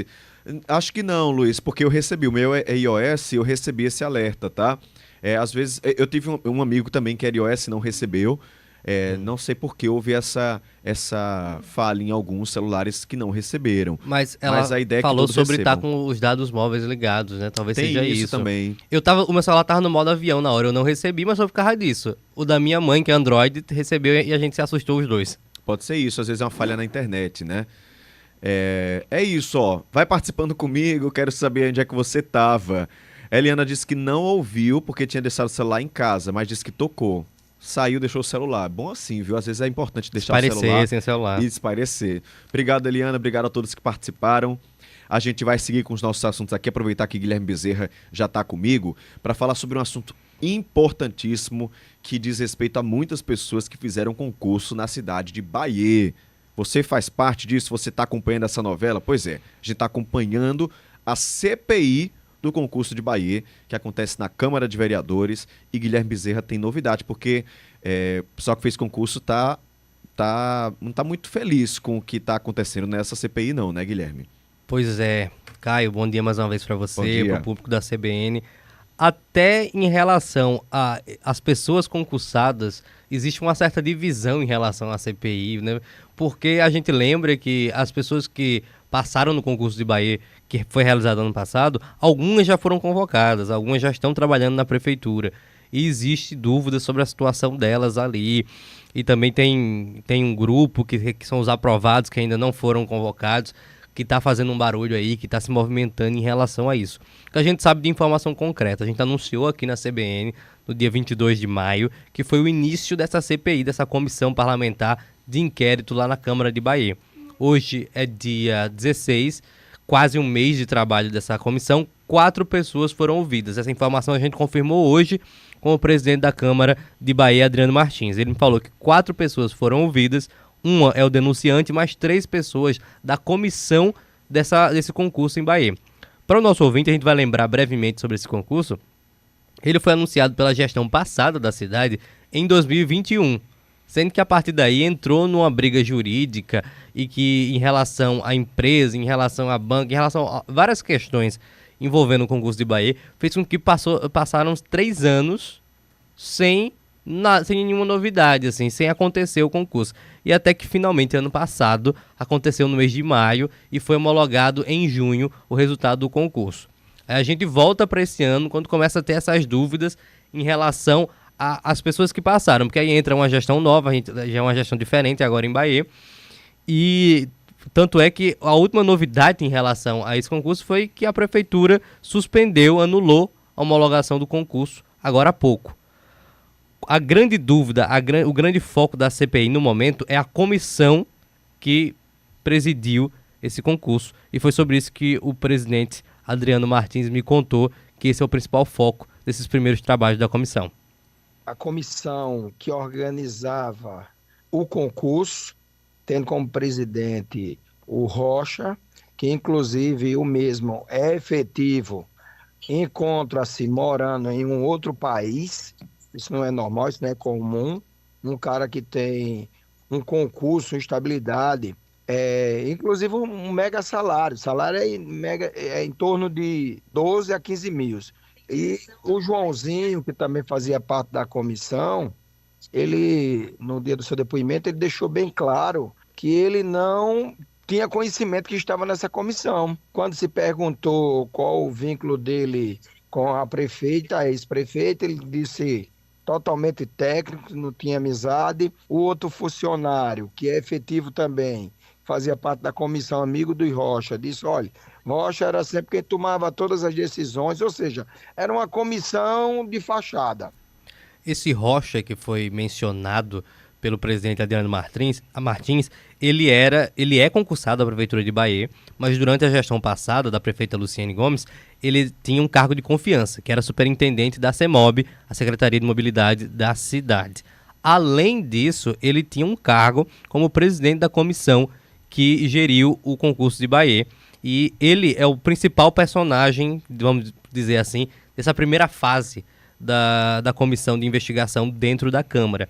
Ele, como o presidente falou, ele não está morando no Brasil, mesmo tendo ainda ali um cargo ativo na Prefeitura de Bahia, mas ele foi ouvido sim de forma remota pela comissão. Ele está entre os 3 que foram ouvidos da comissão do concurso que foram para a CPI. Agora, quem não foi ouvido, que a gente falou da última vez que a gente abordou Bahia, foi a prefeita. A prefeita Luciene estava na lista como pessoas que seriam convocadas para falar nessa CPI, mas, de acordo com o presidente Adriano Martins, ela não foi encontrada até o momento e, por isso, ela não foi convocada. A prefeita se esconde todos os dias, a ex-prefeita Luciene, e até agora ninguém conseguiu localizar ela para poder notificar e ela ser ouvida também. Todos os dias, os meninos chegam na casa dela de 6, sai de 6 da noite, chega de 6 da manhã, sai às 18 horas e ninguém encontra a Luciene. Eu estou achando que também está foragida. Ela é a peça-chave. Ela é quem tem que dar satisfação do que ela fez nesse concurso.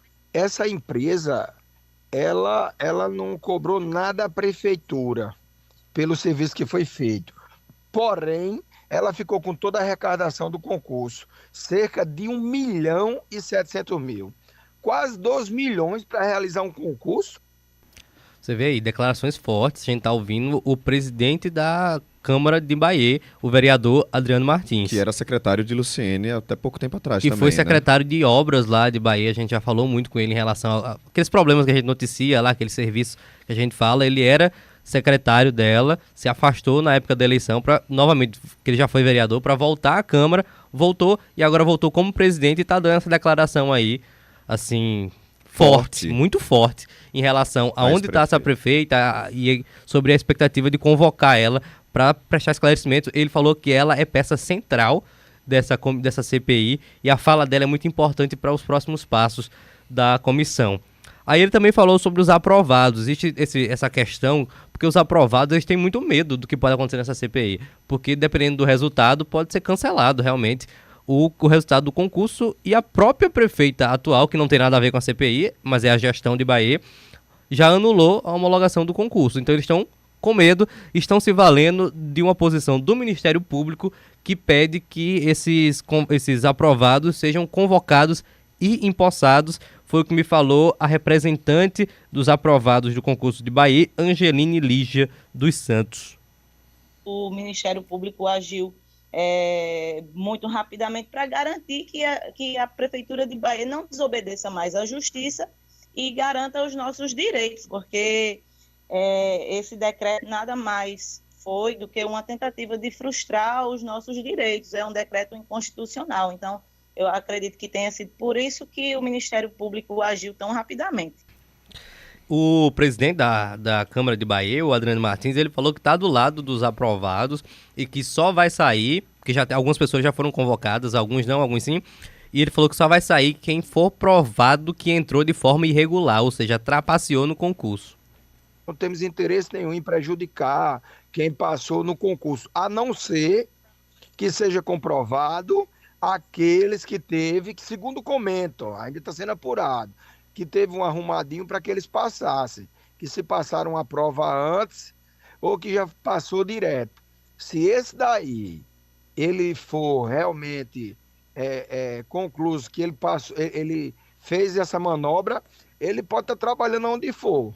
Ele vai perder o direito do concurso. Agora, aqueles que passaram, que estudaram, fizeram as coisas na honestidade, não tem para que temer. Pois é, em resumo aí para o nosso público, o principal foco do início desse trabalho da CPI tem sido a comissão que geriu esse concurso e a gente está observando novas atualizações, Caio. Mais um escândalo para a Bahia, viu? Vou dizer. Mais um para a lista. Isso é um problemaço, em uma falta de respeito com quem estava fazendo ali o concurso, ficar jogando a bola de um lado para o outro e ninguém tem uma resposta. A gente vai continuar acompanhando, como dissemos. Guilherme, muito obrigado pelas informações. Valeu, Caio.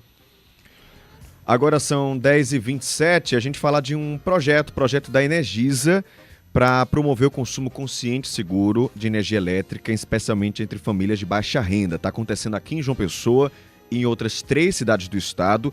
E durante essa ação é possível trocar até 6 lâmpadas comuns por modelos de LED, além de um ventilador. Quem vai explicar isso para a gente, essa ação, é a supervisora comercial da Energisa, Alana Ferreira. Alana, bom dia para você. Bom dia a todos. Oi, Alana, você me ouve?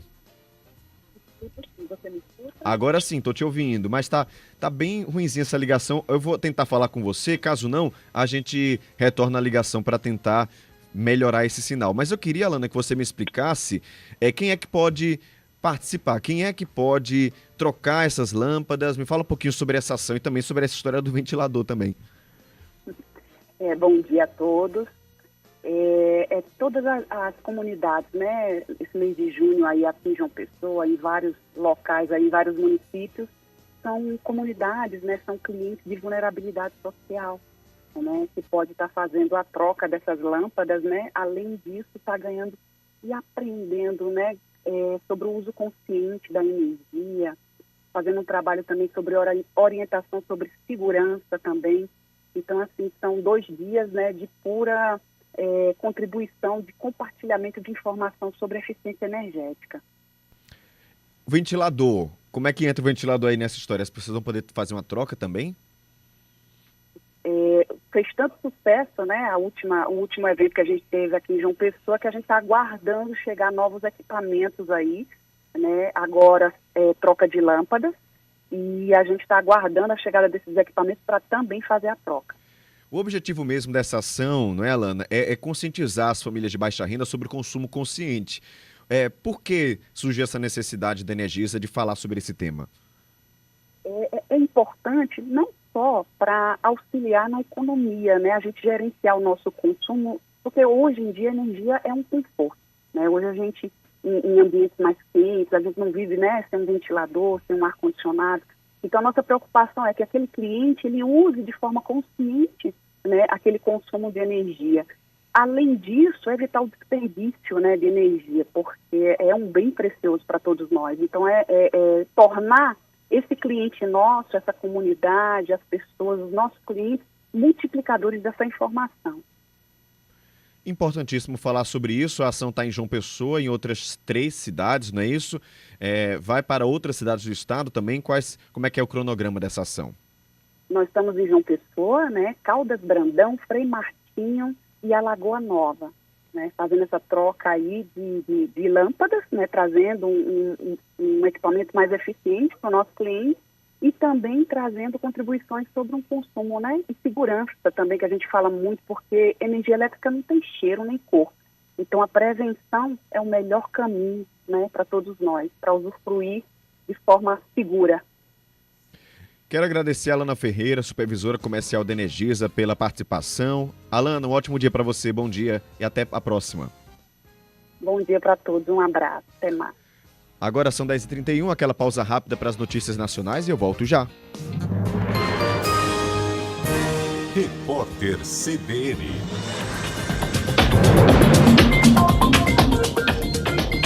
Segunda-feira, 16 de junho de 2025. Prazo de 5 dias dado pelo ministro Alexandre de Moraes, do Supremo Tribunal Federal, para que os réus do núcleo duro da trama golpista apresentem eventuais pedidos de providência, acaba hoje.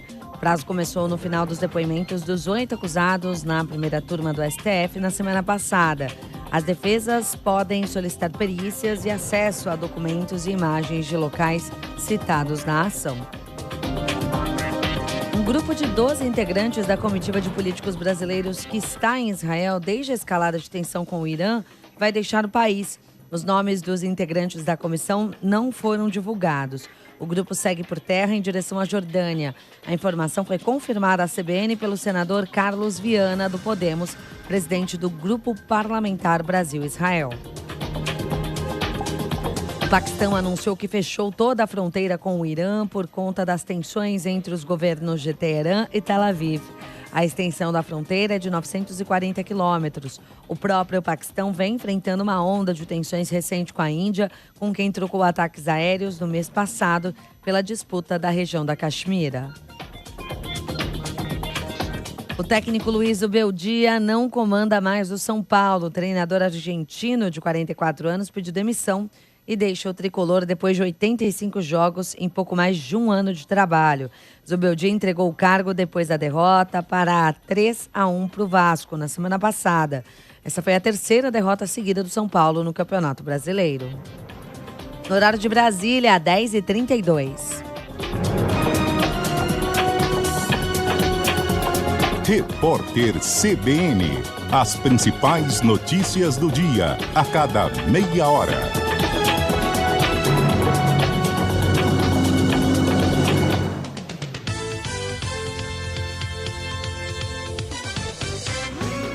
CBN João Pessoa. Oferecimento HNSN Redditor. Precisão no cuidar. Quando você mais precisa, o cuidado não pode falhar. No Hospital Nossa Senhora das Neves, unimos a mais alta tecnologia com o carinho de quem cuida de verdade. Aqui, a inovação anda de mãos dadas com o cuidado. Agora, com a cirurgia robótica da Vinci. Tecnologia que transforma vidas. Cuidado que acolhe. Saiba mais. Agende sua consulta no HNSN 83 3565 9000.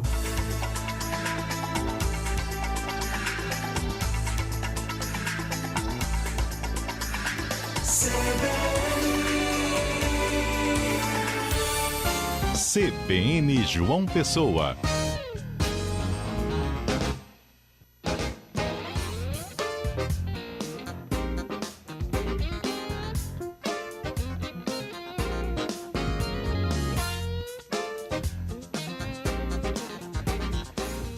De volta com o CBN João Pessoa, programa de notícias das suas manhãs aqui na 101.7 FM.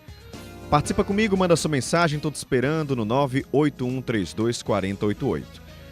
Vou falar de oportunidade para você que está querendo começar a semana, está atrás de emprego, está atrás de mudar de vida, porque o Cine aqui de João Pessoa oferece, na verdade, todos os cines, João Pessoa, Paraíba, Campina Grande, eu fiz um apanhado para você. Tem 2.293 vagas de emprego, tá? São 683 oportunidades no Cine Paraíba, 975 no Cine aqui de João Pessoa e tem também 635 no Cine de Campina. Cine Paraíba, são 200 oportunidades para atendente de telemarketing, é uma ótima oportunidade para você que está querendo se inserir no mercado de trabalho. Tem também 20 para auxiliar de linha de produção. Cine João Pessoa, o destaque da semana é no setor da construção civil, tá? Tem 60 vagas. Campina Grande tem destaque também para operador de telemarketing, são 400 oportunidades na Rainha da Borborema.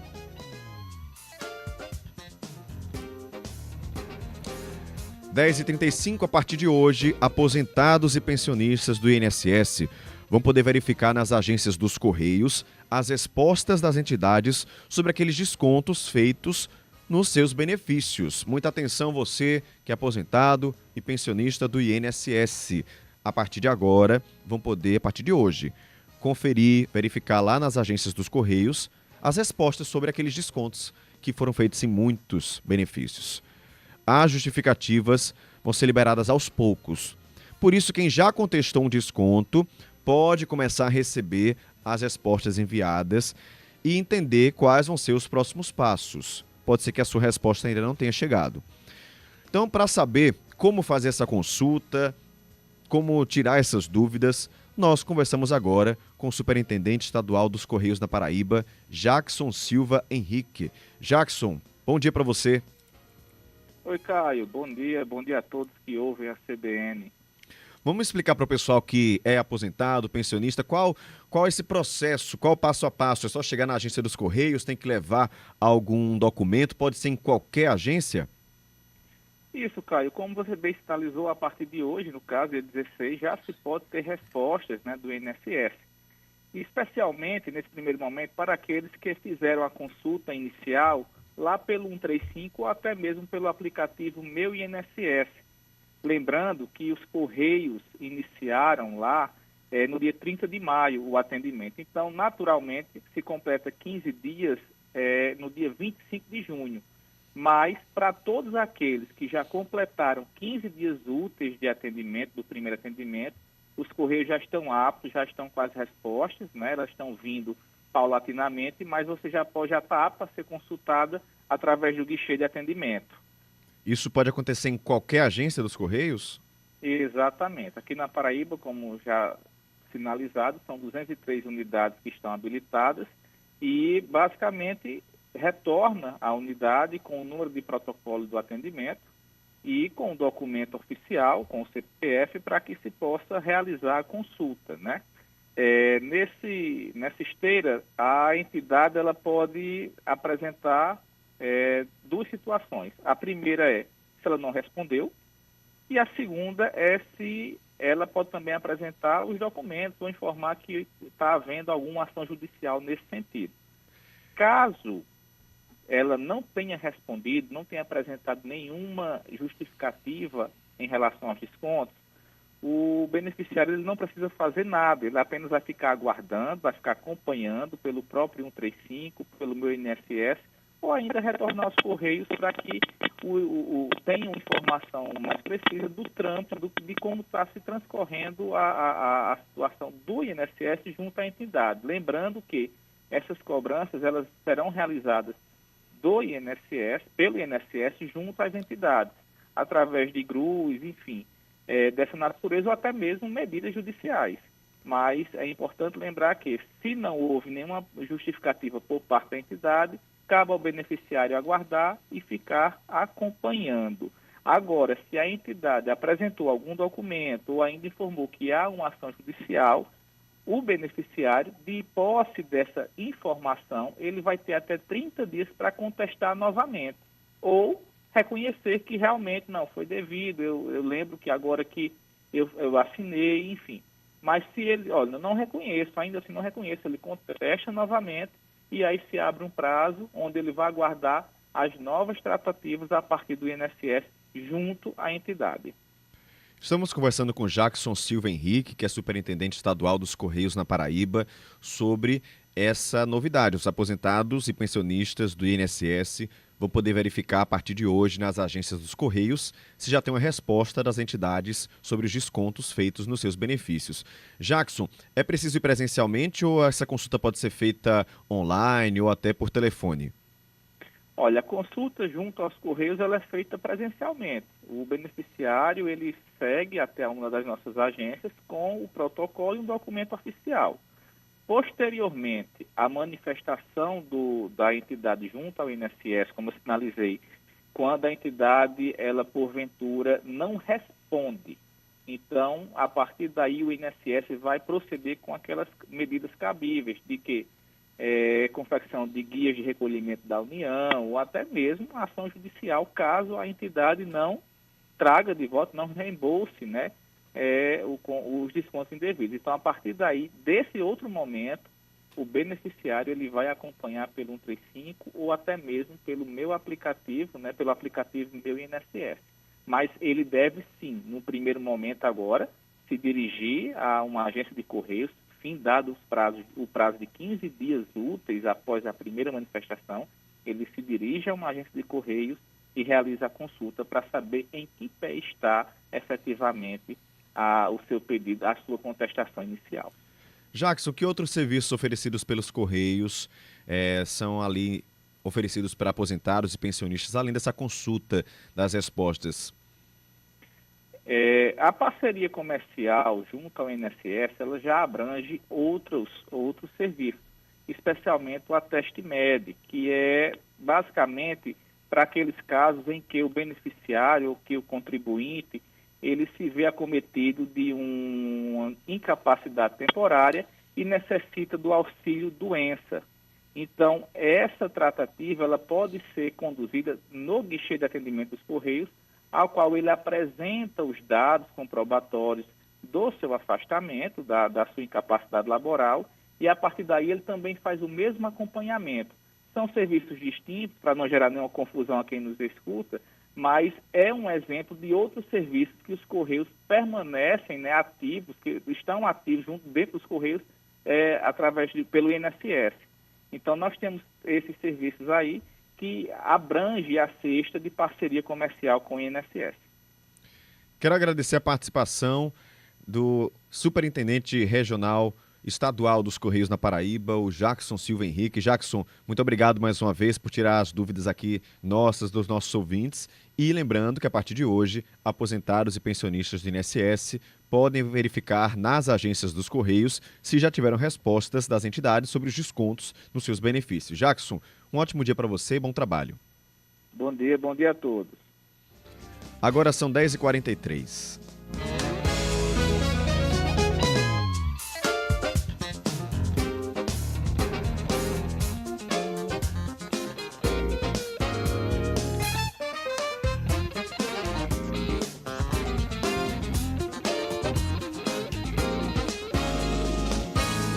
Vamos falar um pouquinho de trânsito para você que está nesse momento saindo de casa, região metropolitana aqui da capital, que tem atualizações, né? Porque logo cedo nós falávamos de alguns pontos de congestionamento. Trânsito está fluindo muito bem nesse momento na principal dos bancários. Hoje cedo estava trânsito engarrafadíssimo por lá. Também na Ailton Souto Maior, que era outro trecho que estava engarrafado. Avenida Flávio Ribeiro Coutinho, que é justamente o retão de Manaíra, também está com o trânsito fluindo bem nessa manhã. Tem um pequeno trecho de lentidão na Avenida João Machado, próximo ali ao Fórum Cível, tá? Praça Castro Pinto nos dois sentidos, também cruzamento ali com a Vasco da Gama. Então atenção para você, motorista condutor que vai passar por lá.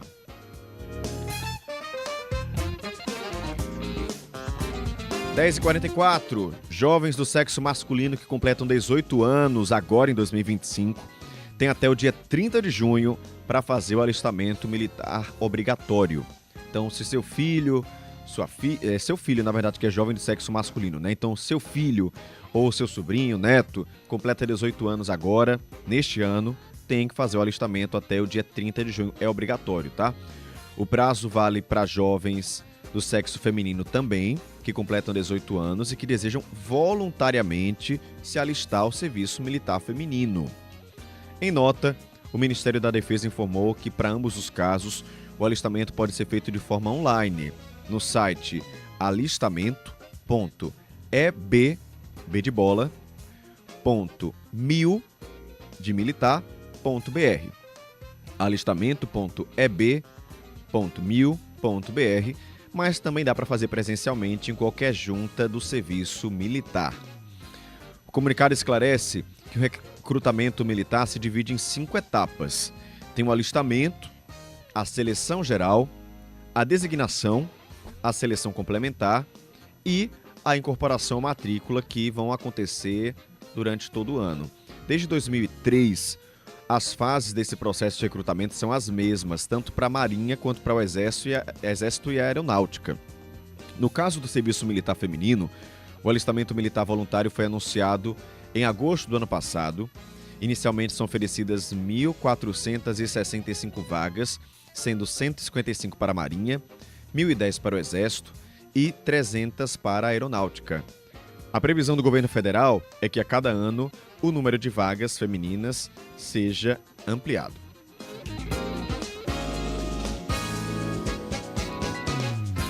Agora são 10h46. Momento do Esporte.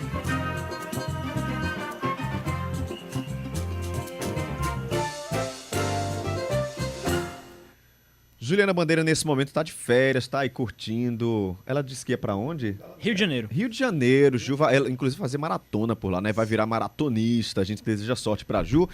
Quem está aqui assumiu a missão e já está brilhando no Bom Dia Paraíba, está aqui com a gente também, é Iaco Lopes. Iaco, bom dia para você. Oi, Caio, bom dia para você, bom dia a Luciano e todos os ouvintes da Rádio CBN. Diz aí o que é que tem de novidade no esporte para a gente atualizar nosso ouvinte. Rapaz, né? É muita novidade boa, não. É não? O fim de semana, para os times paraibanos, mais uma vez, infelizmente, o fim de semana não foi muito bom. O que é que tá acontecendo aí? Tá pois é. 2 times paraibanos entraram em campo, o Botafogo e o Souza, os dois no sábado. O Souza entrou em campo primeiro, às 5 horas da tarde. Jogo contra o Santa Cruz de Recife, de Pernambuco, o maior Santa Cruz. Vitória do Santinha por 2-0 e o Souza não jogou bem. Já teve chance de marcar, mas não conseguiu converter e de fato o Santa Cruz foi melhor, foi superior na partida. Agora o Souza é o lanterninha do grupo 3 da Série D, assim, quase impossível essa classificação para a próxima fase, está bem difícil para o Souza, que é o atual campeão paraibano, né? E o Botafogo entrou em campo também no sábado, às 7h30 da noite. E olha só, o que teve de mais legal no jogo, Caio, foi a inauguração dos novos refletores do Estádio Almeidão, que de fato ficaram bem legais. Foi a estrela da noite. Foi a estrela, foi o que iluminou literalmente o campo. Foram os refletores. Realmente a iluminação ficou muito boa. Deu uma melhorada bastante para quem está assistindo o jogo, estava lá acompanhando a partida. De fato, tá melhor de ver o jogo. O Botafogo até abriu o placar, mas tomou a virada do Caxias, time do Rio Grande do Sul. O Caxias agora, antes do jogo, era o segundo colocado, com a vitória por 2-1. O Caxias assumiu a liderança da Série C, a terceira divisão do Campeonato Brasileiro.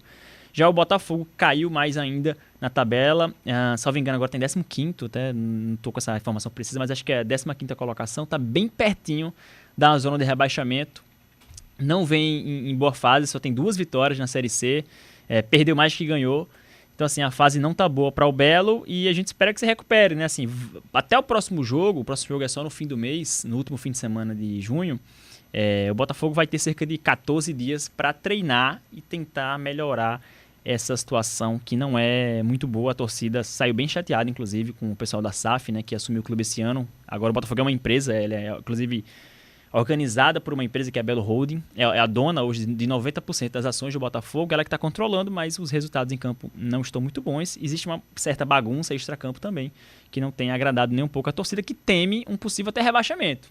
Porque assim, hoje o Botafogo, a realidade do Botafogo é mais próxima de brigar contra o rebaixamento do que brigar para subir, né? Então, infelizmente, a torcida do Belo não está satisfeita. E só pontualmente mais um assunto. Copa do Mundo e Clubes começou, né? Até a Rádio CBN também está transmitindo. No domingo, o Botafogo do Rio entrou em campo e Arthur Cabral, natural de Campina Grande, estreou pelo Botafogo, vai ser o camisa 9 do Glorioso, que a gente torce, né, para que ele tenha uma excelente passagem. Tiquinho Soares, que é de João Pessoa, também teve uma boa passagem recentemente. Pois é, essa história do Botafogo, voltando ao Botafogo, teve até a declaração, né? Não lembro exatamente de quem foi falando. Do técnico, né? Eu acho que sobre brigar para não... Não, sobre a dificuldade de trazer sim. esses grandes jogadores, isso, né? Exato. Me pareceu algo tão fora da realidade, já que a ideia da SAF era justamente ter muito dinheiro e ter investimento para que eles viessem. Pois é. E o problema do Botafogo não parece ser, e aí é metade informação e metade observação, nisso que eu vou dizer, não parece ser dinheiro realmente, não é. O problema é que o Botafogo hoje é um time de Série C e para contratar jogadores de Série A e Série B, os jogadores não querem vir para a Série C.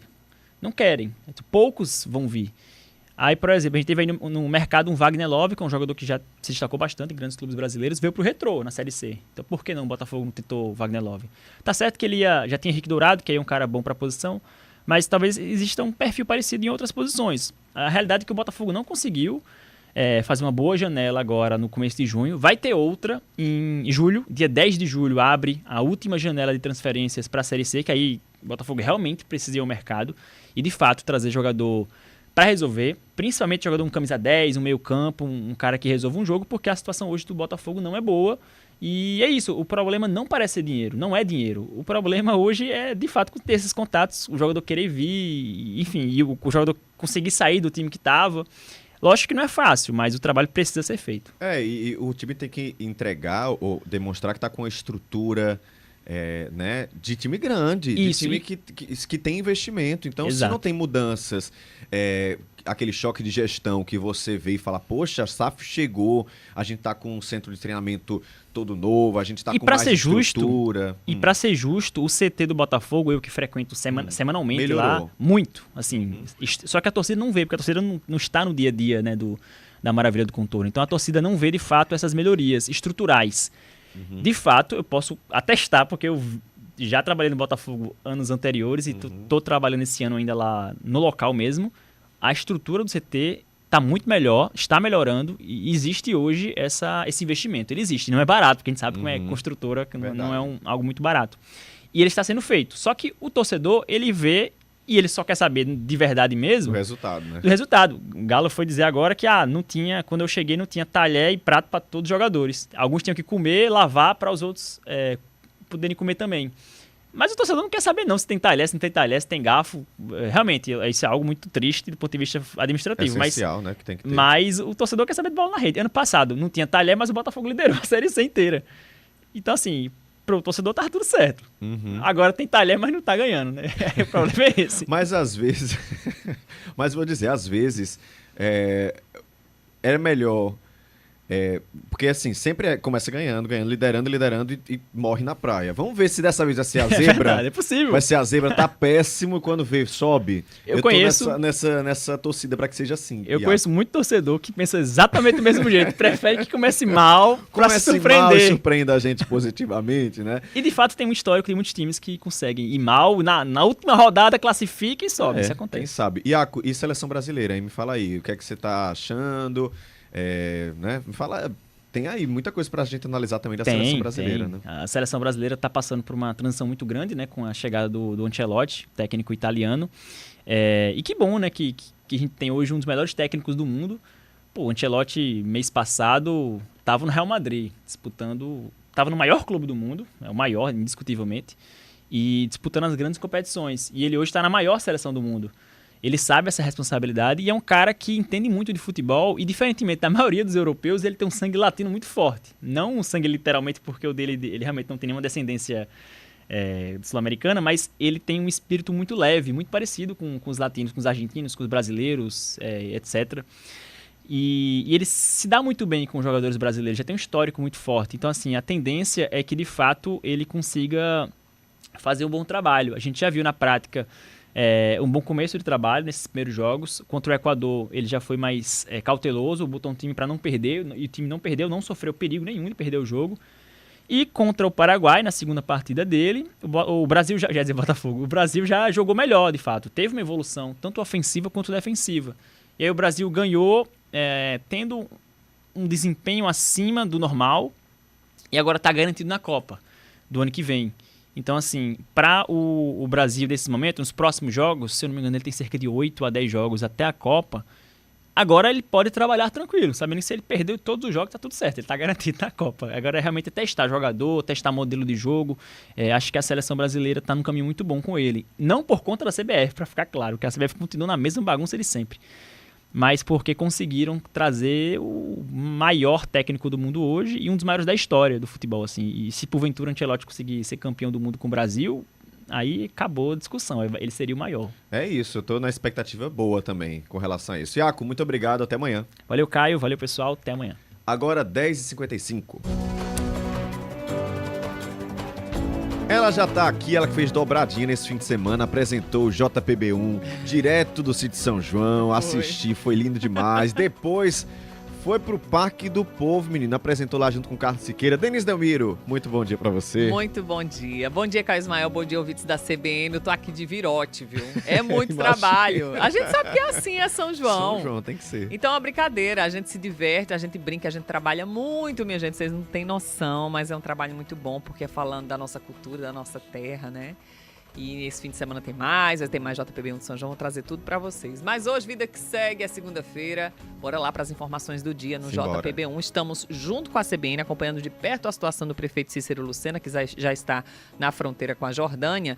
Eu vou ter ao vivo no JPB1 no estúdio João Paulo Medeiros. Ele já está em contato ali com as autoridades para trazer as informações mais atualizadas para você às 11h45 sobre a situação da saída do prefeito Cícero Lucena de Israel. A gente vai falar também sobre os próximos feriados que estão para chegar, Caio. Eu não sei se você emitiu nota agora, Isso, a prefeitura acabou de emitir uma nota, Denise, pra gente, informando que por volta das 8 da manhã, horário de Brasília, o prefeito e 11 membros da comitiva, eles conseguiram deixar Israel em segurança. Tá aí a informação que a gente já trouxe desde o início. Eles atravessaram por via terrestre a Jordânia, né, até a Jordânia, com apoio das forças de segurança locais.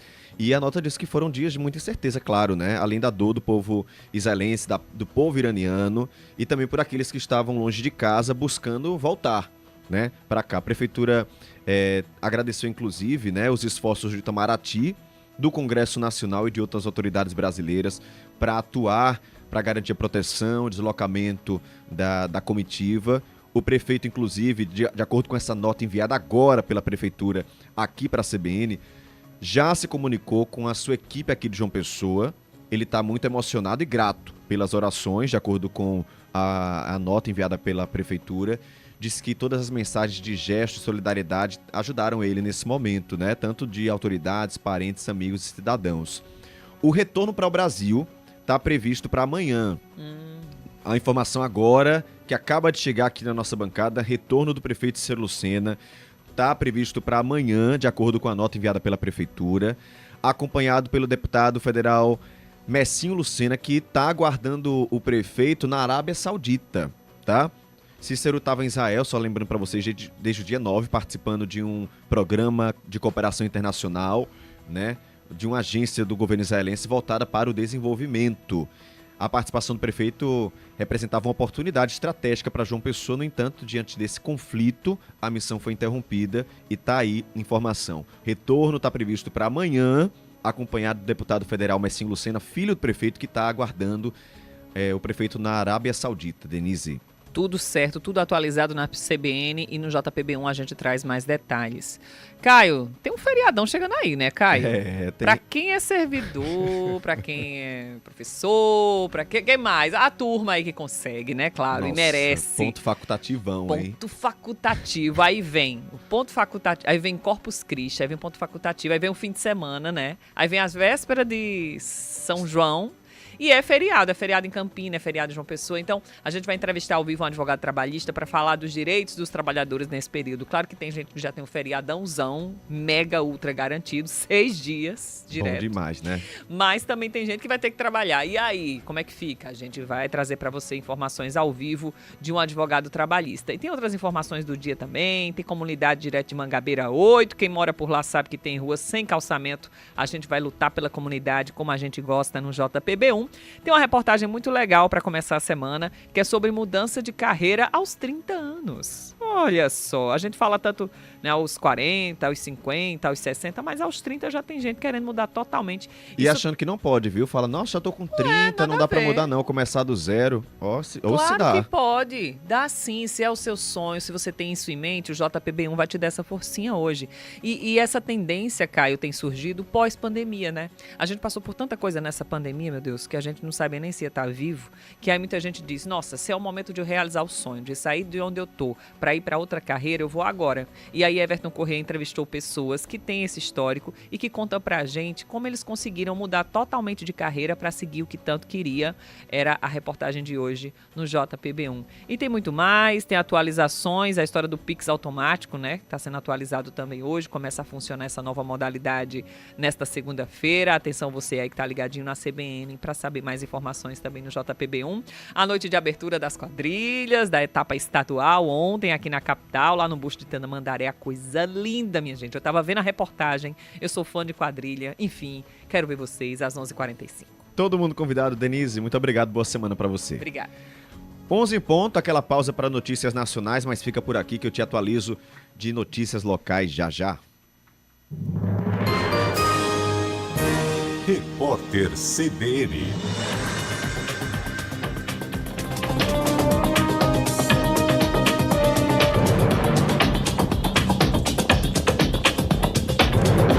Segunda-feira, 16 de junho de 2025. A Confederação Nacional de Municípios confirmou a chegada em segurança da comitiva de 12 gestores públicos brasileiros à Jordânia. O grupo atravessou por terra a fronteira com Israel. A informação foi divulgada pelo tesoureiro da Confederação, Nélio Aguiar, que integra a comitiva. A travessia foi viabilizada com apoio do governo federal e da Embaixada da Jordânia. O WhatsApp vai passar a exibir anúncios no status e os canais também vão poder cobrar usuários por acesso a conteúdo exclusivo e pagar para terem mais destaque na sugestão do aplicativo. A mudança, ou melhor, as mudanças se encontram na aba Atualizações e começarão a ser liberadas hoje. O aplicativo do Grupo Meta assegurou que não haverá anúncios na aba de conversas e as mensagens não serão usadas para direcionar propaganda. O IBAMA multou em R$20 milhões 9 garimpeiros por uso irregular de mercúrio na extração de ouro na região de Poconé, no Mato Grosso. Foram emitidas 14 autuações contra empresas que possuíam licença ambiental, mas operavam de forma ilegal. No Brasil, a única forma legal de obter o mercúrio é por meio de importação ou reciclagem. O Ministério das Relações Exteriores do Irã afirmou que parlamentares estão preparando um projeto de lei para que Teherã saia do Tratado de Não Proliferação de Armas Nucleares. O documento garante a todos os países signatários o direito de buscar energia nuclear civil em troca da exigência de que eles renunciem às armas atômicas e cooperem com a Agência Nuclear da ONU. Apesar do comunicado, a pasta afirmou que a posição oficial do Irã é contra o desenvolvimento de armas nucleares. O governo iraniano assinou o tratado em 1970. No horário de Brasília, 11h02.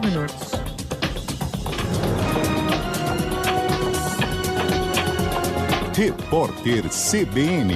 As principais notícias do dia, a cada meia hora.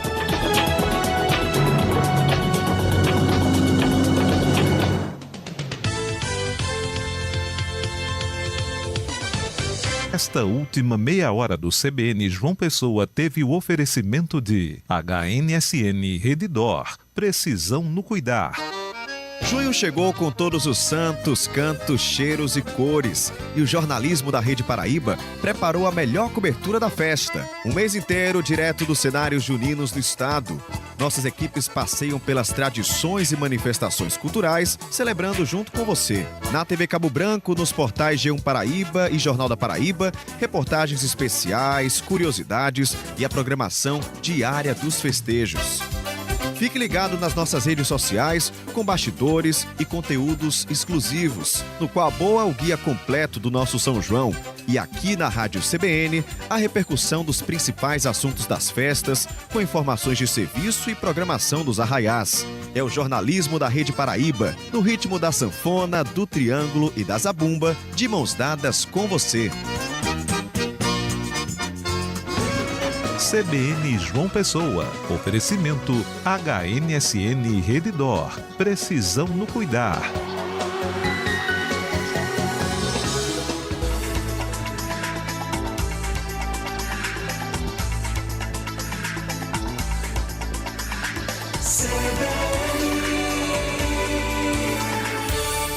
CBN João Pessoa. Apresentação Caio Ismael.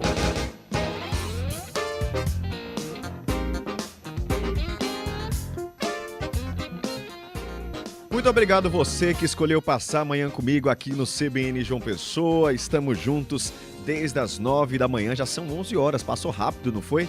Até o meio-dia ainda tem muita informação aqui para você, ouvinte da CBN, ficar muito bem atualizado, muito bem atualizada sobre o que acontece na Paraíba e na região metropolitana, com foco aqui na região metropolitana da nossa capital. 981324088. Anota esse número aí na sua agenda do celular, anota no papel e manda mensagem sempre que quiser. Ah, Caio, não tô querendo falar nada agora. Anota mesmo assim, sabe por quê? Porque às vezes você tá passando por um problema ali, ó, na sua rua, ou vai fazer uma viagem e percebe algo na estrada, no caminho para o trabalho, aí você já, vou mandar aqui para a CBN, vou fazer essa pergunta para a CBN, vou denunciar algo. 981324088. E se você nunca participou, também anota esse número, pode mandar só o seu bom dia. Fala, Caio, tô te ouvindo aqui, te escuto todos os dias, eu tô chegando agora para fazer parte desse time de ouvintes maravilhosos que a gente tem. Manda sua mensagem, bom dia, Caio, tô por aqui, falando de tal bairro, de tal cidade, eu vou ficar feliz demais em te receber, em te acolher aqui, junto com a nossa família que acabamos formando, né, nas manhãs da CBN, do CBN João Pessoa. E por falar nessa família, eu quero aqui registrar a participação dos nossos ouvintes. Nós falávamos lá no início do programa, teve tanto assunto hoje, né? Já falamos sobre... estamos atualizando, na verdade, durante toda a manhã, a volta do prefeito Cícero Lucena aqui para João Pessoa, ele que está em Israel nesse momento de conflito, foi para um evento lá de segurança, acabou sendo surpreendido por esse conflito que se agravou nos últimos dias. E aí lá no início nós falávamos sobre a possibilidade dele voltar, depois atualizamos que ele já estava fazendo esse trajeto para a Jordânia, atualizamos agora há pouco que ele já está na fronteira de Israel com a Jordânia, que vai vir no voo fretado, voo particular, na verdade, com outras 11 pessoas dessa comitiva. O filho dele, deputado Messinho Lucena, já está na Arábia Saudita o esperando para fazer esse retorno que deve acontecer amanhã.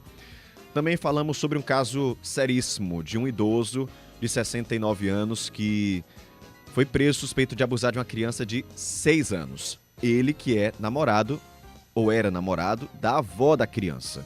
Caso gravíssimo que só corrobora para um número que a gente também trouxe, que é o número de estupros na Paraíba, que nos 4 primeiros meses deste ano, o montante foi o maior dos últimos 10 anos. Que coisa séria, né, a gente está passando. Também trouxemos informação sobre o alerta da Defesa Civil que aconteceu no sábado. Nós avisamos durante toda a semana que aconteceria um alerta e mesmo assim muita gente foi pega de surpresa, inclusive eu que vos falo. Tive um susto quando recebi esse alerta e alguns ouvintes aqui estão participando falando sobre isso. Já eu leio a mensagem. Tem também informação atualizada sobre a CPI de Bahia e tantos outros né, outras notícias que trouxemos. E aí, falando do alerta, nossa querida Cida Almeida mandou mensagem falando o seguinte: bom dia, Caio, eu faço parte do time que sabia, mas se assustou e muito. E botou uma risada aqui. Cida, tô junto com você, obrigado, viu? Mais um ouvinte aqui, o Mailton. Bom dia, Caio. Eu tinha acabado de adormecer e fui acordado em poucos minutos. Lembro que estava programado para meio-dia e acionou às 14h. Estava programado ali para as 3, na verdade, e depois eles falaram, não, pode acontecer entre meio-dia e 3 horas. Aconteceu exatamente às 2, né? Então, aí na metade do caminho. Obrigado, Mailton. Maria da Penha, falando, bom dia, Caio Ismael. O ser humano, o cidadão brasileiro comum, lá na Terra Santa, vive a implorar para equipes do Itamaraty para saírem em aeronaves da FAB. Já faz meses. Agora, os políticos, que, segundo a Maria está dizendo, são imprudentes de terem ido para um evento de cidades inteligentes, mesmo sabendo do conflito, já estão voltando. Ó, Maria, só para a gente deixar claro aqui que o prefeito está conseguindo fazer esse retorno no voo particular, tá? Por enquanto está toda essa tratativa aí para que realmente consiga trazer os brasileiros, outros brasileiros que também estão nesse conflito, nessas negociações Brasil e Israel. A gente vai seguir acompanhando. Obrigado pela sua participação. E aí ela comenta aqui, escândalo em Bahia, agora no Executivo e no Legislativo Municipal. Intervenção já. Tá, Maria, que é lá de Intermares. Obrigado, Maria. Um abraço. Eliana também participando aqui, mandou várias fotos desse fim de semana, disse que não ouviu, porque eu tinha deixado o celular em casa, né? Não tocou, mas mandou fotos curtindo esse fim de semana. Disse, ó, Caio, esse fim de semana fui lá no Sabadinho Bom. Ali, ó, é meu mecanismo de defesa. Vou e encontro amigos alegres que me amam, que dançam. Mandou várias fotos aqui. Eliana, muito obrigado, viu? Quem mais participando? Adilson. Bom dia, Caio. Tô na escuta direto de Bahia. Quero registrar minha emoção a ter ouvido Maiara Medeiros com a reportagem publicada na CBN Nacional. Muito boa. Parabéns a ela. O Adilson, que é lá de Bahia. Obrigado, Adilson. Vou passar aqui o seu recado para Maiara Medeiros. E, claro, você pode falar isso para ela a partir das 15h, que ela vai estar aqui comandando o CBN Cotidiano. A Tanísia. Bom dia, Caio, bancada e ouvintes. Muito triste a história dessa criança. Que trauma. Quem deveria cuidar fazendo isso? Quanto ao alerta, eu estava tomando meu café, não me assustei. Porém, meu filho se assustou e eu havia avisado a ele. Um abraço a todos. Atanísia, obrigado. Áquila. Bom dia, meu nobre Caio Ismael. Olha aí a realidade que nós estamos enfrentando todos os dias. Estão certo em deixar os veículos aí? Há má sinalização, quem tem razão? Onde está o poder público? Ele viu um vídeo aqui, deixa eu ver do que se trata esse vídeo. Que eu vou mandar aqui para o Luciano Cabral para a gente registrar esse vídeo aqui para nossa audiência, o pessoal que está participando. Vou fazer o seguinte, tá, Aquila? Eu vou baixar, tá aqui baixando esse vídeo para que eu possa enviar para o Luciano Cabral. Aí a gente coloca aqui para o nosso ouvinte ver e ouvir também. Ricardo Nóbrega mandou uma informação sobre um projeto de lei para personal trainer que está sendo protocolado em Brasília pelo deputado Cabo Gilberto, do PL. Esse projeto é voltado à regulamentação do exercício profissional, especialmente no que diz respeito à cobrança de taxas por parte das academias. Ele fala, Caio, reforça aí essa vitória para a categoria. Vou sugerir, inclusive, para a gente entrevistar o deputado, para a gente entender do que se trata esse projeto, tá, Ricardo? Que ele possa trazer essas explicações e falar como é que seria o trâmite lá na Câmara Nacional. Obrigado, Ricardo. Jefferson. Caio, bom dia. Mimimi da SAF. O Galo não tem credibilidade. Falou aí de 2 times paraibanos. Obrigado. Wagner. Botafogo não briga. Vai cair para a Série D. E disse que encontrou a gasolina a R$ 6,07 no bairro dos Estados, Avenida Santa Catarina. Obrigado, tá? Pela participação. Reginaldo chegando por aqui. O Edson também perguntando. Caio, bom dia. Vocês sabem dizer se o sistema da prefeitura está fora do ar? Tentei pagar o boleto do IPTU parcelado, porém está informando que já está pago ou fora de data de vencimento, mesmo esse dia 20. Edson, que é lá de Mangabeira, a gente informou que houve uma mudança no sistema da prefeitura para fazer esses pagamentos. Então, se você emitiu o boleto até o dia 2 de junho, tem que fazer essa emissão novamente, porque agora o pagamento não vai ser feito mais por boleto nem por código de barras, e sim por Pix. Vai gerar um QR Code para você. E pode ser também por QR Code. Tá, então deixa eu corrigir a informação. Tem que ser feito num novo modelo. Então você tem que gerar novamente, mas pode pagar por QR Code, por boleto, tá? Então talvez isso esteja acontecendo com você, Edson. O sistema está no ar, mas você tem que fazer essa nova emissão a partir do dia 2. Já tem que ser feita essa nova emissão. Muita gente está com essa dificuldade, tá? Vamos ver se eu já consigo aqui ver o vídeo do nosso ouvinte. Não tô achando aqui. Bem, vou fazer o seguinte, eu vou seguir nos assuntos e já eu volto com vocês pra gente... Aqui o Áquila, né? Vou enviar, pronto, agora sim consegui. Pra Luciano Cabral, a gente coloca aqui o vídeo do Áquila falando da questão da realidade que tem que enfrentar com os veículos. Você tá acompanhando o vídeo. Vamos ver se tem áudio.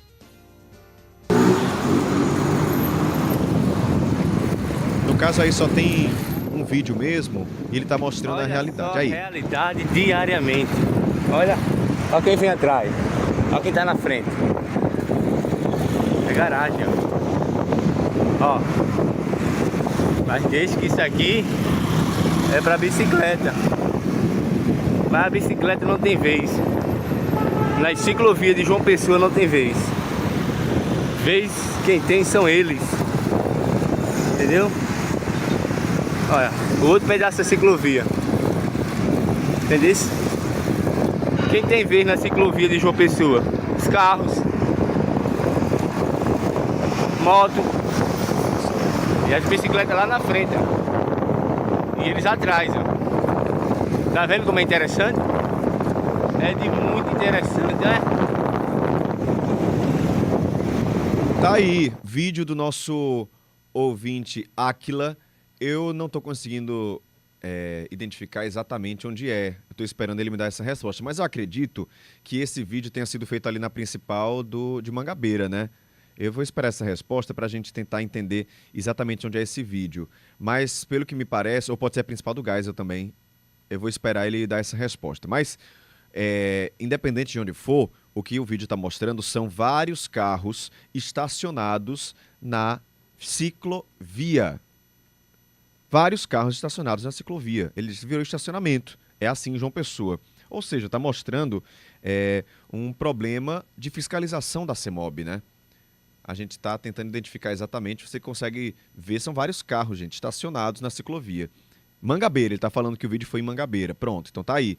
Principal de Mangabeira com trânsito sempre problemático, porque além de o pessoal não respeitar a faixa de ônibus, não respeita também a ciclovia, os carros todos parados, e quem é ciclista tem que passar por isso. Obrigado, tá, Áquila, pela sua participação. Tem aqui ouvintes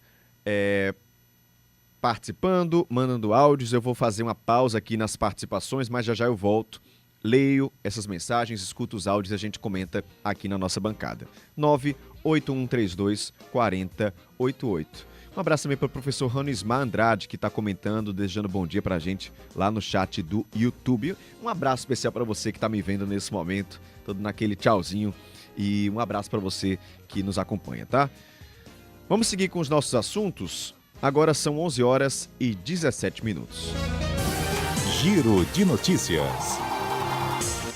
Está relho marvado, recordar hoje é meu tema. Quero rever os antigos tropeiros da Borborema. São tropas de burros que vêm do sertão, trazendo seus fardos de pele algodão.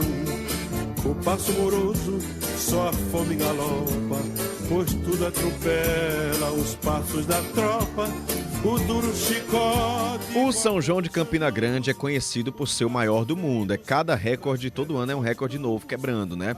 Mas Campina Grande, gente, também ficou conhecido ao longo dos anos através das músicas nas letras de forró. A gente tem aí Luiz Gonzaga falando sobre Campina Grande. músicas que marcaram gerações, né? Esse Guilherme Bezerra fez esse apanhado dessas músicas e traz essa curiosidade para você, ouvinte aqui da CBN. Oi, Guilherme. Oi, Caio. Olá pro pessoal que tá ouvindo a Rádio CBN. Essa música, Tropeiros da Borborema, de Luiz Gonzaga, fala sobre esse começo de Campina Grande, sobre as pessoas e profissionais que fizeram Campina ser grande, como é um clássico e é simplesmente o Rei do Baião cantando. Do jeito que Luiz Gonzaga fala de Campina, a cidade já apareceu em diversas letras de música e músicas de forró. A gente tava pensando nessas músicas e eu lembrei que lá nos anos 70, um campinense, né, que nasceu em Queimadas, que era distrito de Campina na época, Antônio Barros, falou lá atrás que o forró daqui é melhor do que o seu. Né, com essa frase, ele trouxe pra si, pra gente aqui, o forró, esse domínio do forró, esse gênero musical que é tão forte aqui na Paraíba e em Campina Grande. Mas além dele ser forte em Campina, ele é forte sobre Campina Grande, como a gente pode ver nessa música de Jackson do Pandeiro, que é muito conhecida. Alô, alô, minha Campina Grande, é quem te viu e quem te vê não te conhece mais. Campina Grande tá bonita, tá mudada, muito bem organizada, cheia de cartaz. Tá? Alô, alô, minha Campina Grande. 41 anos. Há 41 anos, Campina Grande faz o maior São João do mundo. Realmente conhece, está sempre falando aqui. Mas a relação da cidade com o forró vem de antes disso. A Rainha da Borborema é uma das campeãs em citação em música, como a gente está ouvindo Jackson do Pandeiro cantar. E alguns fatores podem explicar essa incidência maior do nome de Campina que aparecer nas letras de forró. Um deles é o centenário da cidade, que aconteceu nos anos 60, no século 20. Além do desenvolvimento econômico da cidade, nesse centenário de Campina Grande, os autores, compositores se sentiram inspirados a comemorar essa data simbólica através de enaltecer a grandeza da cidade. Quem me explicou isso foi o historiador Eric Brito. O tema saudade, né? Ele vai estar atrelado muito a artistas que utilizaram Campina Grande como trampolim, alguns nascidos aqui, outros que vieram de fora, como o Jackson do Pandeiro, mas que adotaram a cidade. E tem essa nostalgia, né, pelo que foi a cidade na concepção da sua formação artística. A gente vai ter também outro cenário em relação ao centenário de Campina Grande, né, ali em 64. Então, naquela década de 60 para 70, a gente vai ter o surgimento de muitas músicas que tem a temática de exaltar a grandeza de Campina Grande dentro daquela linguagem positivista e tudo mais. Eu fui feliz lá no Bondó, com meu barquinho de um remo só. Quando era lua com meu bem remava à toa. Ai, ai, ai, que coisa boa lá no meu Bondó. Elba Ramalho, que a gente tá ouvindo agora, e eu acho que, como o Caio apontou aqui, não tem ninguém que escute e não consiga remeter imediatamente à voz de Elba, que é muito característica, muito forte e muito própria dela. Ela é um exemplo de artista que a história se confunde com Campina Grande. E o desenvolvimento econômico que a segunda maior cidade da Paraíba passou no século XX é um dos motivos que justifica com que muitos artistas tenham passado por lá e começado uma carreira ou popularizado a carreira. Foi isso também que o Eric, o historiador, me contou. A partir de 1907, né, com a chegada da malha ferroviária, essa chegada ela vai dar um crescimento econômico gigantesco no transporte do algodão e tudo mais, e vai fomentar que Campina Grande tenha vários centros, né, de desenvolvimento, seja a própria Feira Central, seja outros organismos ali que vão se autoalimentar nesse sentido e fazer Campina Grande se tornar grande de verdade, né? E isso, né, da mesma forma que a economia cresce, isso vai atrair também a questão do lazer, né? E aí, nesse sentido, o Nordeste ele era muito preponderante no século XX, e aí vai estar no auge justamente, não só aqui, mas no Brasil inteiro, a partir da década de 70, o forró. E fazendo uma pesquisa para poder falar sobre essas músicas de forró aqui na CBN, sabe quem é um dos grandes responsáveis por essas músicas serem bem-sucedidas, não só na cidade, mas no Brasil todo, divulgando Campina e o forró? Esse meio que a gente está aqui agora falando com o nosso ouvinte, que é o rádio. O rádio fez muito sucesso em Campina Grande, faz sucesso até hoje, claro, mas lá atrás era palco de grandes artistas irem, principalmente focado na música, né? Cantar, divulgar sua arte, não só os artistas de Campina, que através das ondas da rádio divulgaram sua música pro Brasil, mas artistas nacionais que passavam por Campina para poder popularizar a sua arte. Foi isso que a gente conversou também com o historiador. Mas ele foi crucial, não só em relação ao forró e aos artistas de forró, mas a determinação dos artistas nacionais ali desde a década de 60 vai ter um papel crucial, inclusive determinar quem serão os artistas selecionados para representar nacionalmente. Então aí a gente vai ter justamente na década de 70 o forró ele surgindo como um elemento cultural importante, né? Vai ter pela primeira vez esse olhar voltado para o Nordeste e será através das músicas de forró, e aí a gente vai ter o grande destaque a ninguém menos que o Luiz Gonzaga, né? Como o maior ícone nesse sentido. E a relação de Campina com o forró também passa pela relação da Paraíba com o forró. É claro que o nosso estado tem uma relação muito forte com esse gênero, mas por mais que pareça que isso seja algo que acontece desde que o mundo é mundo, há muitos e muitos anos atrás, essa afinidade com o forró, como esse ritmo do São João e da festa junina, começou no século passado. Apesar de estar muito atrelado às nossas culturas originais, né, as nossas culturas mais antigas, mas o forró, como a gente conhece, o forró raiz, né, como a gente conhece, e o São João originário e tudo mais, são questões agora do século XX. Né, a união do acordeão, né, elemento europeu, com a zabumba e o triângulo e tudo mais, e a utilização dele em festas juninas, né, a gente vai arremeter justamente ao século XX, principalmente quando esse cenário interiorano ele começa a ganhar dimensão no cenário cultural brasileiro. Ai, que saudade de Campina Grande. Quando me lembro de Campina Grande. Quando me lembro de Campina Grande. Ai, que saudade de Campina Grande. Caio, quando a gente pensa em esses versos de Marinês, eles eternizaram pontos turísticos de Campina. Ela cita vários pontos da cidade e ficaram marcados nos versos dela. Mas além das palavras e dos pontos, quando a gente pensa em Campina, pensa na nossa Paraíba, esse gênero que a gente está enaltecendo aqui aparece logo, que é o forró. Ele está enraizado na nossa história, está enraizado na história de Campina. Vocês percebem pela fala do historiador como o desenvolvimento de Campina como uma cidade, não só como um município, mas como o nome da cidade que existe hoje em dia, o tamanho e a quantidade de pessoas que circulam por lá todo dia. Isso anda junto com a instituição do forró como um gênero popular, através da rádio, através de Luiz Gonzaga, a instituição da festa junina como uma tradição, que antes não tinha, tudo foi no século passado. Então essas três histórias se confundem e acaba criando algo que a gente gosta muito. A gente passa o mês inteiro aqui falando, a gente vive e a gente sente, e eu particularmente adoro. Caio. Guilherme Bezerra, muito obrigado pela participação. Quem quiser ouvir essa música é Saudade de Campina Grande, de Marinês. Quando me lembro de Campina Grande. Agora são 11h26.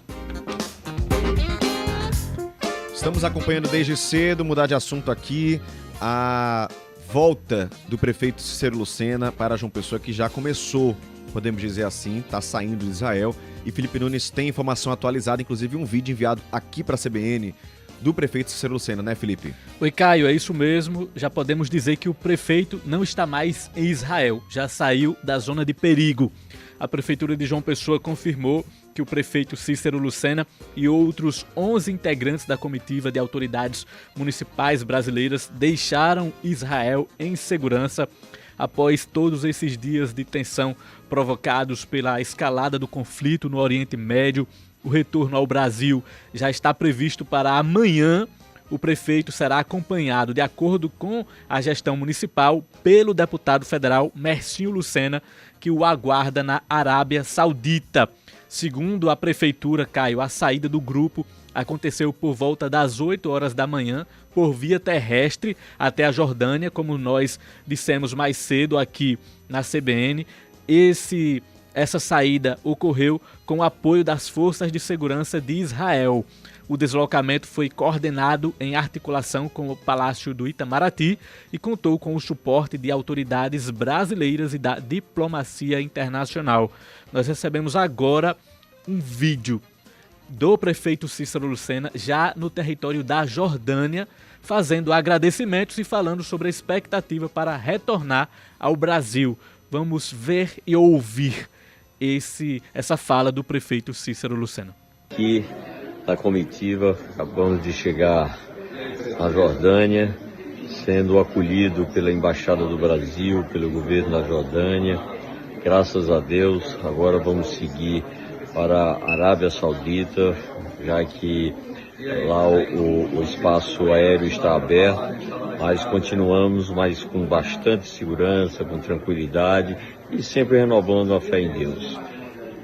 Queria aproveitar esse momento para agradecer toda a solidariedade, o apoio e do mais simples a todos aqueles que rezaram, oraram, aos padres, aos pastores, à classe política, de um modo geral, pelo carinho, pela solidariedade, que foi muito importante para que nós pudéssemos suportar esses dias que não foram fáceis, mas sempre confiando em Deus e saindo cada vez mais com a certeza que Deus é grande. Vale lembrar, Caio, que o prefeito participava desde o dia 9 de junho de um programa internacional promovido aí por uma agência de cooperação do governo de Israel, voltado à promoção de soluções para o desenvolvimento urbano e a segurança.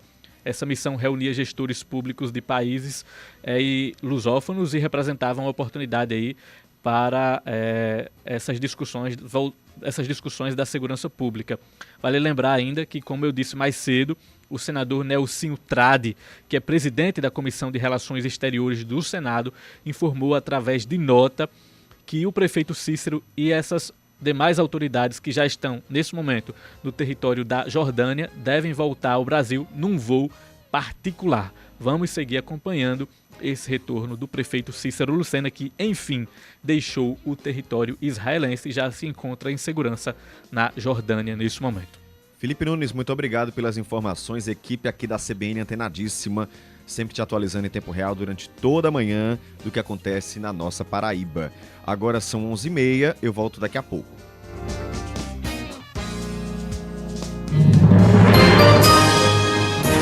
Repórter CBN.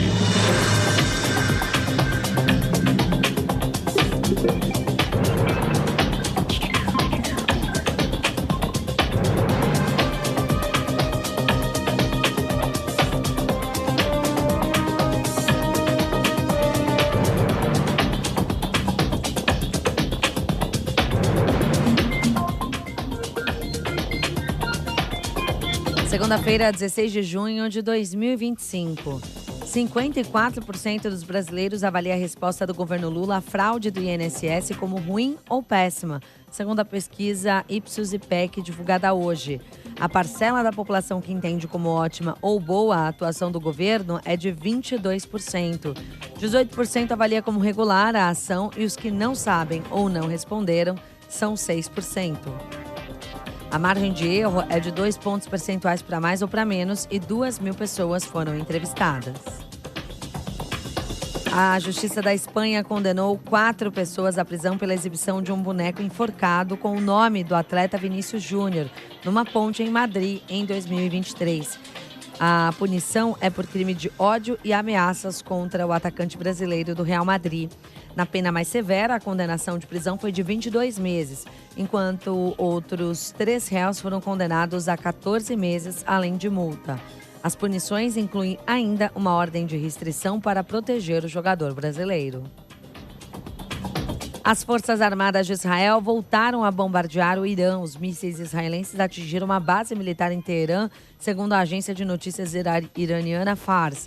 Ainda não há informações sobre danos ou vítimas do ataque, mas cedo o primeiro-ministro de Israel, Benjamin Netanyahu, afirmou que o país havia emitido um alerta à população de Teherã para que deixassem a cidade.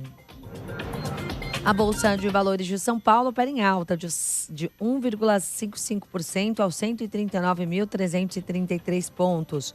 O Dólar comercial está em baixa de 0,73%, cotado a R$ 5,50. O euro vale R$ 6,38, queda de 0,19%. No horário de Brasília, 11 horas 33 minutos.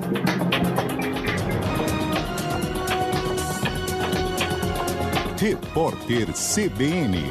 As principais notícias do dia, a cada meia hora.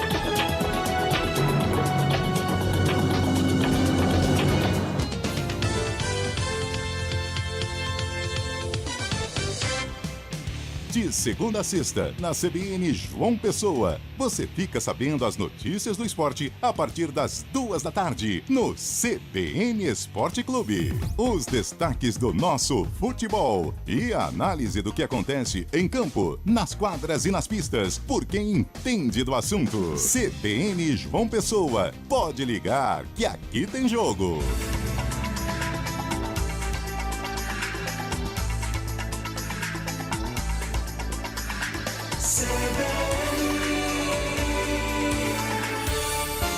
CBN João Pessoa.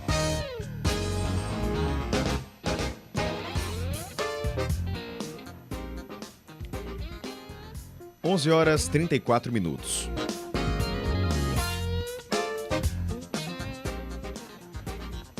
O Pix automático está disponível para a população a partir de hoje. É uma nova ferramenta que chega como uma alternativa ao débito automático tradicional e também ao cartão de crédito, facilitando o pagamento de contas recorrentes como energia, água, mensalidades escolares, taxas de condomínio, assinaturas também.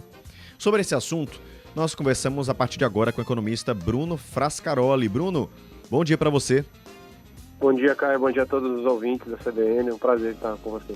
Queria que você me explicasse, Bruno, começasse aqui explicando tanto para mim quanto para o ouvinte, já que essa é uma ferramenta nova, né, valendo a partir de hoje.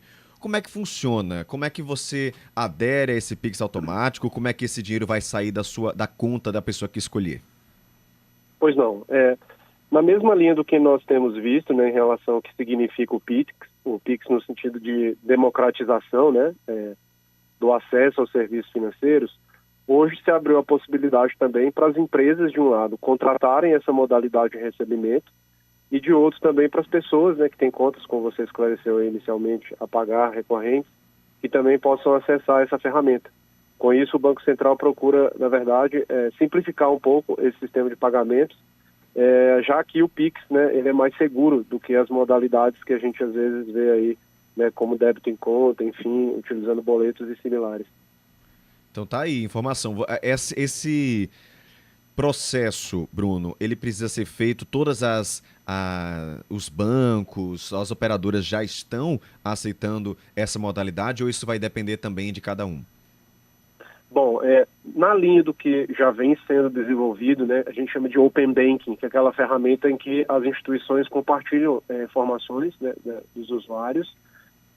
Foi criada então uma nova linha, digamos, né, que vai aparecer, né, na sua conta, para você, assim como é o caso dos pagamentos, né, que a gente já faz, autorizar ou não, né, que determinada empresa acesse, por exemplo, a sua conta corrente e faça ali, no caso, o Pix, receba, né, o Pix por parte dela, né? Então, vamos dizer assim, a estrutura ela já está toda preparada e, né, os usuários eles vão ver, no caso, nos seus aplicativos, enfim, quem acessar pela web vai ver lá, ou seja, a mesma tipo de autorização que a gente tem que dar, né, para poder, por exemplo, uma determinada empresa fazer uma cobrança de boleto, né, de um pagamento via, por exemplo, código de barras, vai ser também, né, a possibilidade de autorizar o pagamento via Pix, né? Então, ele ocorre de forma análoga, né, porque a gente já está acostumado, porém, é mais seguro, né, a gente salienta que hoje em dia, né, muitos golpistas, né, eles utilizam boletos falsos, né, para você pagar e tal, então visa também reduzir esse tipo de golpe, né, que a gente vê aí frequentemente no mercado. Bruno, tem alguma diferença entre Pix agendado e Pix automático? O automático é aquele caso, né, ele vai aparecer para você autorizar, né, no caso, a empresa a fazer a cobrança. Digamos que você tem um plano de celular e aí você utilizou algumas ligações lá e aí, digamos que não vai sair naquele valor padrão, vai sair um valor um pouco acima. Então a empresa ela está autorizada, né, a receber o Pix no valor equivalente à conta. É diferente do Pix agendado, porque o Pix agendado, eu digo, né, ex ante, né, ou seja, o valor que eu vou fazer de transferência, né, sei lá, R$1.000, R$1.500. No caso das empresas, não, né? Imagina, por exemplo, uma empresa de energia, como a gente tem aqui, o caso da Energisa, né? Então, ela vai passar, né, a receber por essa modalidade, independentemente do valor, né, digamos que seja a conta. É diferente do caso do Pix agendado, que eu preciso saber, né, antes, né, vamos dizer assim, esse valor. Precisaria saber antes esse valor, né? É possível cancelar o Pix automático? Você adere e depois pode cancelar? Com certeza. É aquela mesma, né, a ferramenta que a gente já tem ali, um botãozinho geral, né, no seu banco ou na sua instituição financeira, que aí você vai autorizar e desautorizar, né? Digamos, você é cliente de uma determinada empresa, né, de telefonia, você fez a migração. E aí agora você não paga mais a empresa anterior, digamos. Então você vai lá na ferramenta e cancela lá, ou seja, os pagamentos para aquela empresa, porque ela, né, você já fez a portabilidade para uma outra que provavelmente também, né, vai requerer essa modalidade, porque ela é mais barata para todos, né, para os usuários, para as empresas, enfim, né, porque ela reduz também os custos financeiros, né, dessas operações. Perfeito, quero agradecer ao economista Bruno Frascaroli por tirar dúvidas sobre o Pix automático que já está disponível a partir de hoje nas instituições financeiras. Bruno, muito obrigado mais uma vez por conversar conosco, tirar as dúvidas aqui dos ouvintes. Bom dia para você. Pois não, eu que agradeço. Bom dia igualmente. Agora 11h39, quero, antes de fazer uma pausa aqui rapidinho, eu quero conversar com você, ouvinte, porque tem muita gente participando. Vocês devem lembrar que o Áquila, nosso ouvinte, mandou um vídeo aí do ciclovia lá na principal de Mangabeira, vários carros estacionados. Então atenção, CEMOB de João Pessoa tem um olhar mais atento e mais presente na principal de Mangabeira.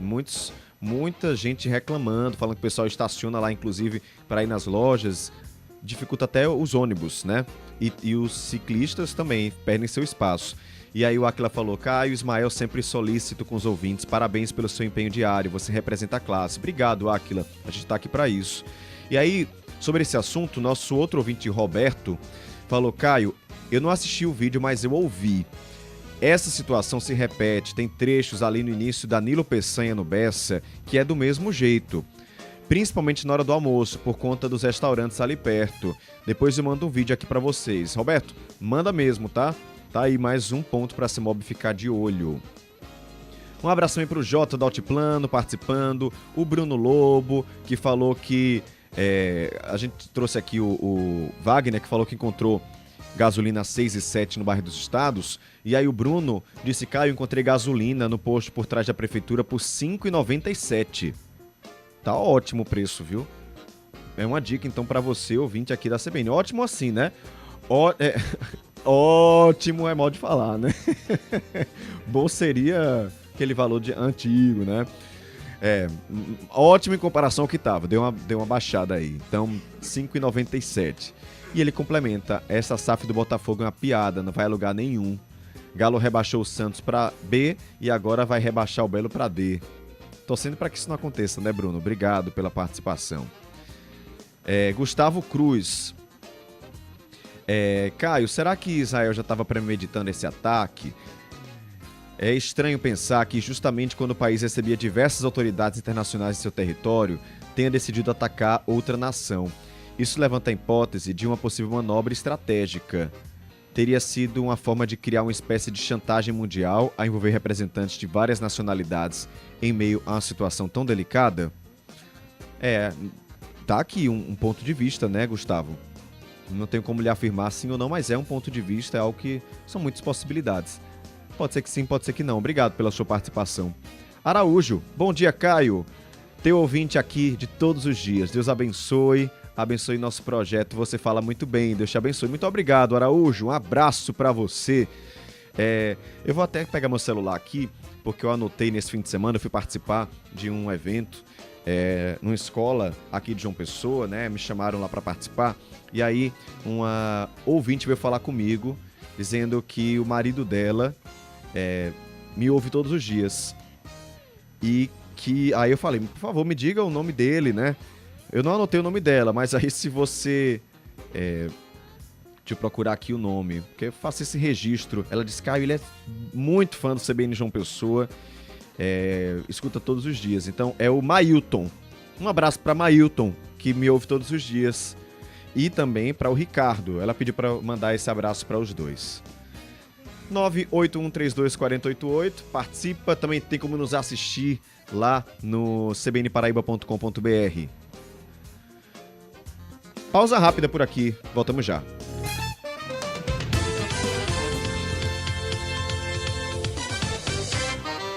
Junho chegou com todos os santos, cantos, cheiros e cores. E o jornalismo da Rede Paraíba preparou a melhor cobertura da festa. Um mês inteiro direto dos cenários juninos do estado. Nossas equipes passeiam pelas tradições e manifestações culturais, celebrando junto com você. Na TV Cabo Branco, nos portais G1 Paraíba e Jornal da Paraíba, reportagens especiais, curiosidades e a programação diária dos festejos. Fique ligado nas nossas redes sociais com bastidores e conteúdos exclusivos, no qual aboa o guia completo do nosso São João. E aqui na Rádio CBN, a repercussão dos principais assuntos das festas, com informações de serviço e programação dos arraiás. É o jornalismo da Rede Paraíba, no ritmo da sanfona, do triângulo e da zabumba, de mãos dadas com você.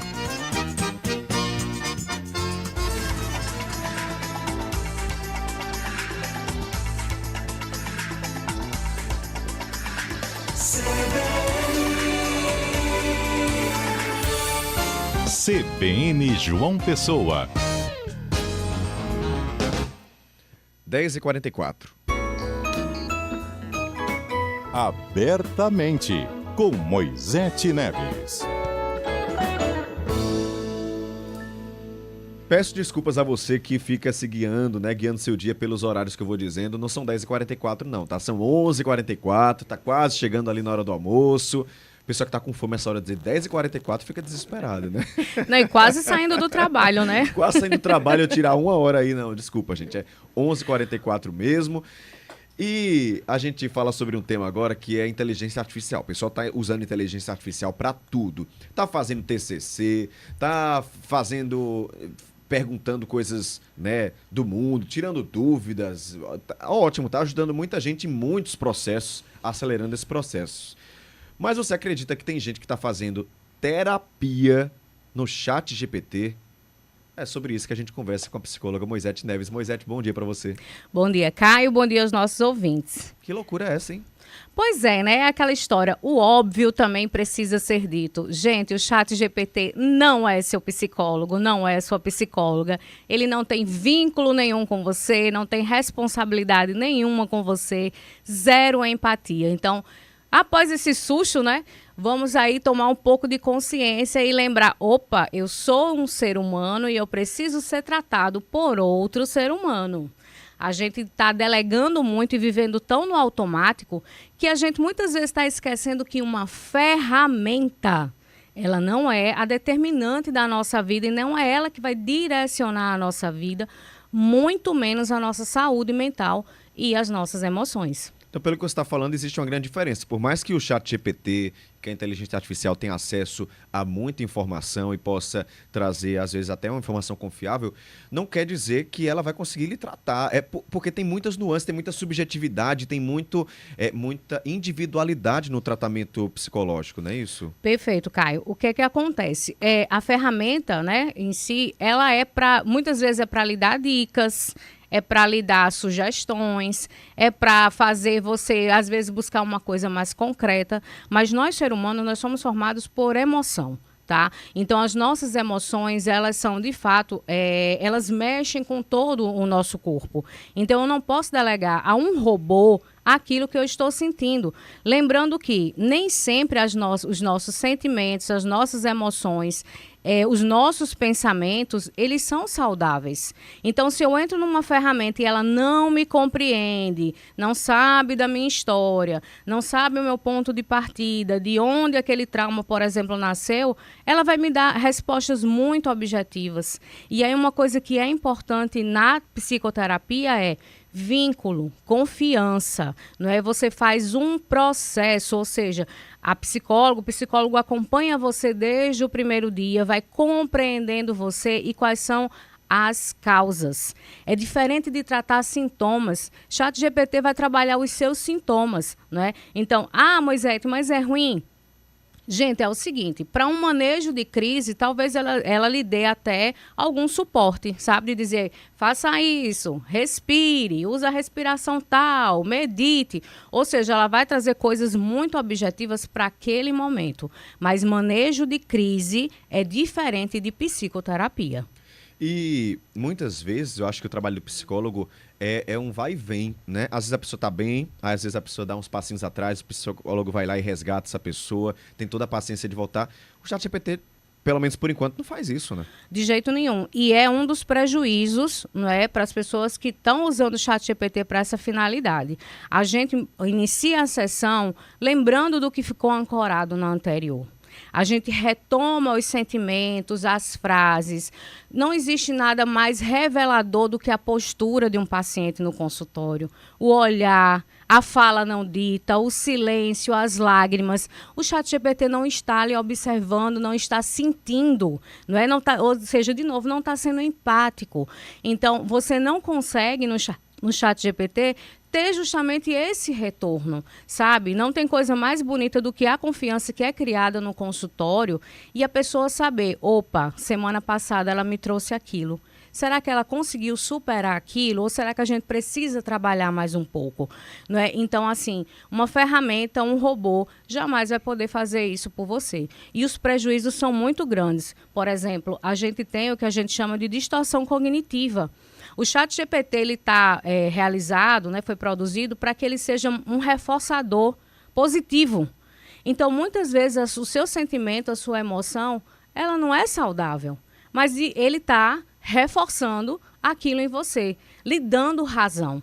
Né? E na terapia, não. A gente vai fazer você confrontar seus sentimentos, seus pensamentos e organizar tudo isso. Não é que a gente vai dizer que você é uma pessoa ruim, ou não, mas a gente precisa organizar aquilo dentro da sua vida. E o ChatGPT não vai fazer você refletir sobre isso. Não te confronta, né? Não.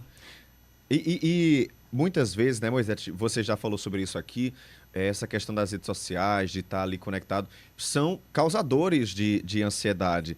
Aí, por mais que muitas pessoas estejam fazendo essa sessão via chamada de vídeo, meeting, né? Você está usando, fazendo terapia nesse canal, mas você está em contato com uma pessoa, né? Aí você transforma isso em mais uma etapa digital e coloca a responsabilidade sobre alguém que não tem essa responsabilidade afetiva de lhe ajudar. E ainda tem gente sendo com orgulho, né? Estou fazendo terapia com o ChatGPT. Não dá. Não dá. Então, de novo, o óbvio precisa ser dito. O que você faz no ChatGPT não é terapia, não é psicoterapia, tá? É muito diferente de você fazer, uma sessão online, não é? Em que você está em contato com o seu psicólogo. Eu lembro uma última terapia que eu fiz com a paciente, ela começou a chorar e ela começou a ter uma crise. Então, ali eu estava manejando a crise dela. Eu estava o tempo todo, eu estou aqui com você. Olhe para mim, eu estou lhe entendendo, eu estou lhe compreendendo. Ou seja, eu estou dando retorno. Né? Então, assim, não entregue a sua subjetividade, a sua complexidade, as suas emoções a um robô. A gente tem muitas outras possibilidades de fazer psicoterapia. Às vezes as pessoas veem, Caio, o que a gente chama na psicologia de inteligência argumentativa. Eu faço um conceito, eu acredito no que eu estou pensando e eu defendo até o fim. Isso é inteligência argumentativa, ou seja, o meu ponto de vista é o correto. Então, muitas vezes as pessoas dizem, a terapia é cara, eu tenho que gastar tempo, eu tenho que me deslocar. Gente, hoje a gente tem vários serviços psicoterapêuticos, tá? De muitos portais, com profissionais sérios. Todos os profissionais, eles têm um valor social, ou seja, eles abrem na agenda 1, 2 sessões para pacientes que não podem pagar a sessão completa. Não é? Existem as clínicas e escolas. Então, assim, por favor, não é? Use a ferramenta para buscar um psicólogo de verdade, não é? Saber quem pode lhe ajudar, ao invés de estar entregando o que é mais precioso, que são suas emoções, para um robô, para uma tecnologia. E tem a questão ética também, né? Porque você está ali conversando com um profissional que tem todo esse background ético de respeitar e guardar essas informações ali na sessão. E no ChatGPT não, você está entregando, entre aspas, ali suas informações até emocionais para uma empresa, né, multinacional de telecomunicação, de comunicação. Então, sei lá, é algo que a gente ainda não tem muita segurança em estar passando para essas gigantes de tecnologia, tantos dados nossos até emocionais, né? Exatamente. Então, se eu entrego de bandeja o que eu sinto, com quem eu estou envolvido, não é? Quais são os meus problemas, né? De ordem emocional, muitas vezes até de ordem financeira. Gente, você está expondo a sua vida, não é? Você está expondo quem você é, assim, na sua grandeza, de fato, de ser humano.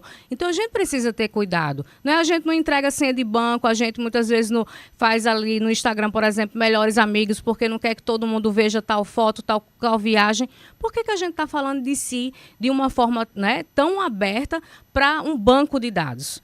Não é? Então, a gente precisa ser muito cauteloso com isso. Não é? A gente precisa ter a ciência que eu estou de verdade me abrindo com um robô que é alimentado por outras pessoas, por um sistema, e que o sistema não tem confidência nenhuma. Não é? Você não tem garantias nenhuma de que aquilo que é seu está bem cuidado. Tá aí, vamos procurar atendimento humano. A gente está precisando mais de humanidade do que de tecnologia nesses momentos. Moisete, muito obrigado pela participação. Até mais. Imagina. Então lembre, gente cuida de gente. É isso.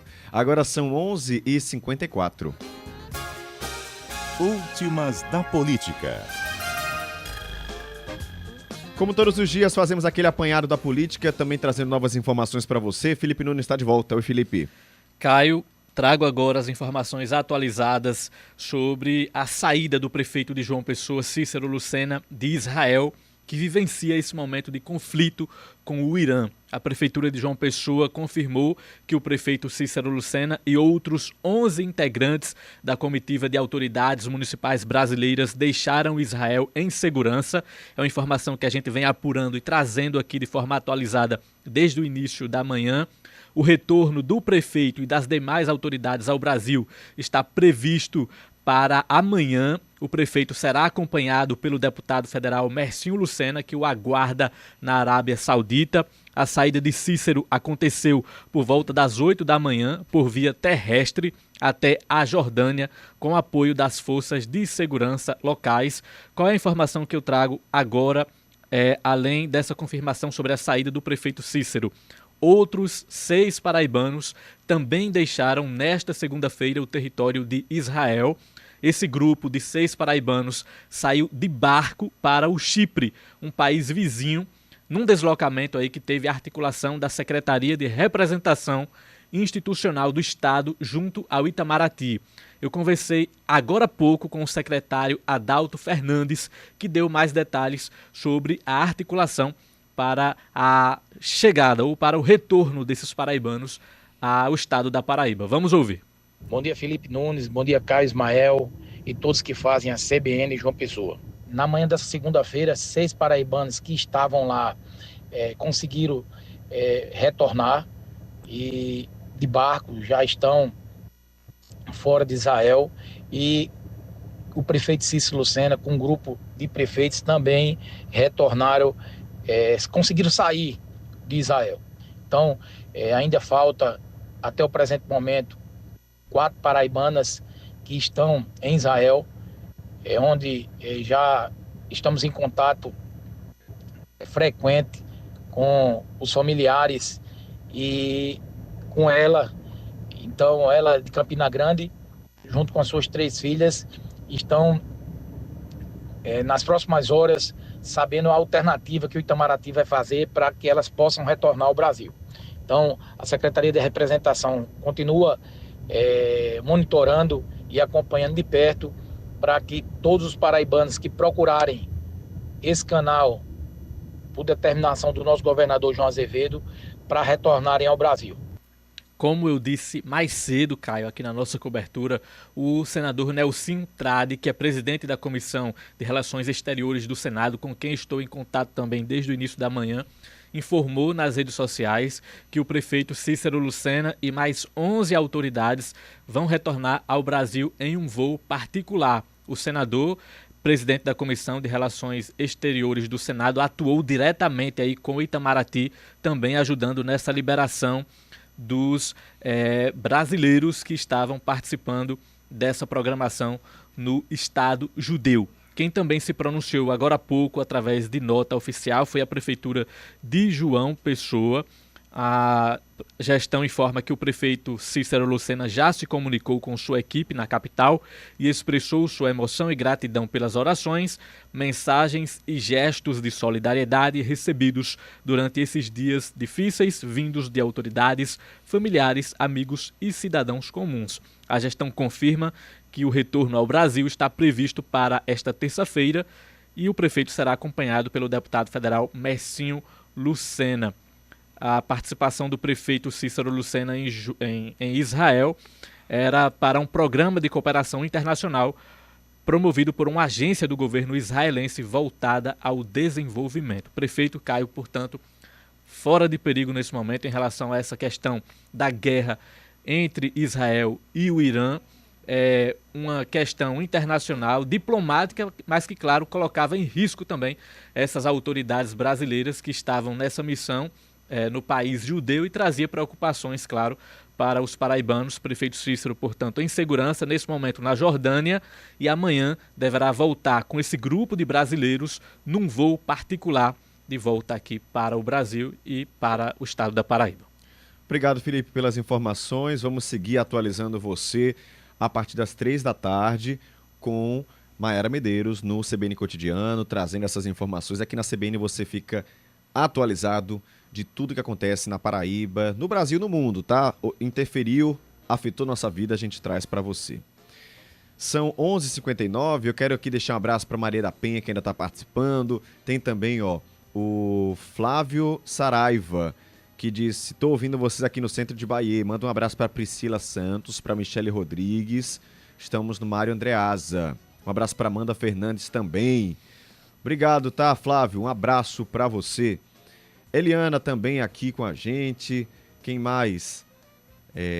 Enfim, vai mandando sua mensagem, né? Ainda dá tempo de eu dar aquele último abraço. Ricardo Nóbrega chegando por aqui. E a Eliana já está desejando boa tarde para todos nós.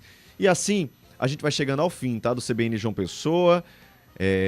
O trânsito por aqui na região metropolitana, que eu sempre atualizo para você, tá bem tranquilo nos principais corredores. Tem apenas o retão de Manaíra nesse momento com fluxo lento, sentido centro, trecho a partir da Skate Plaza, aquela praça em frente ao Manaíra Shopping, o próximo ao Manaíra Shopping, seguindo até o viaduto de Manaíra. No sentido oposto também, trânsito lento, logo após a UPA Oceania, sentido Orla.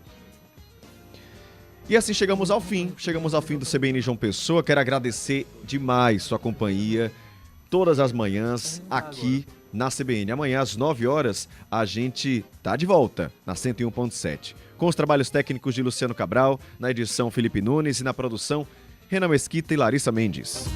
Apresentação Caio Ismael. Um grande abraço para você, boa tarde.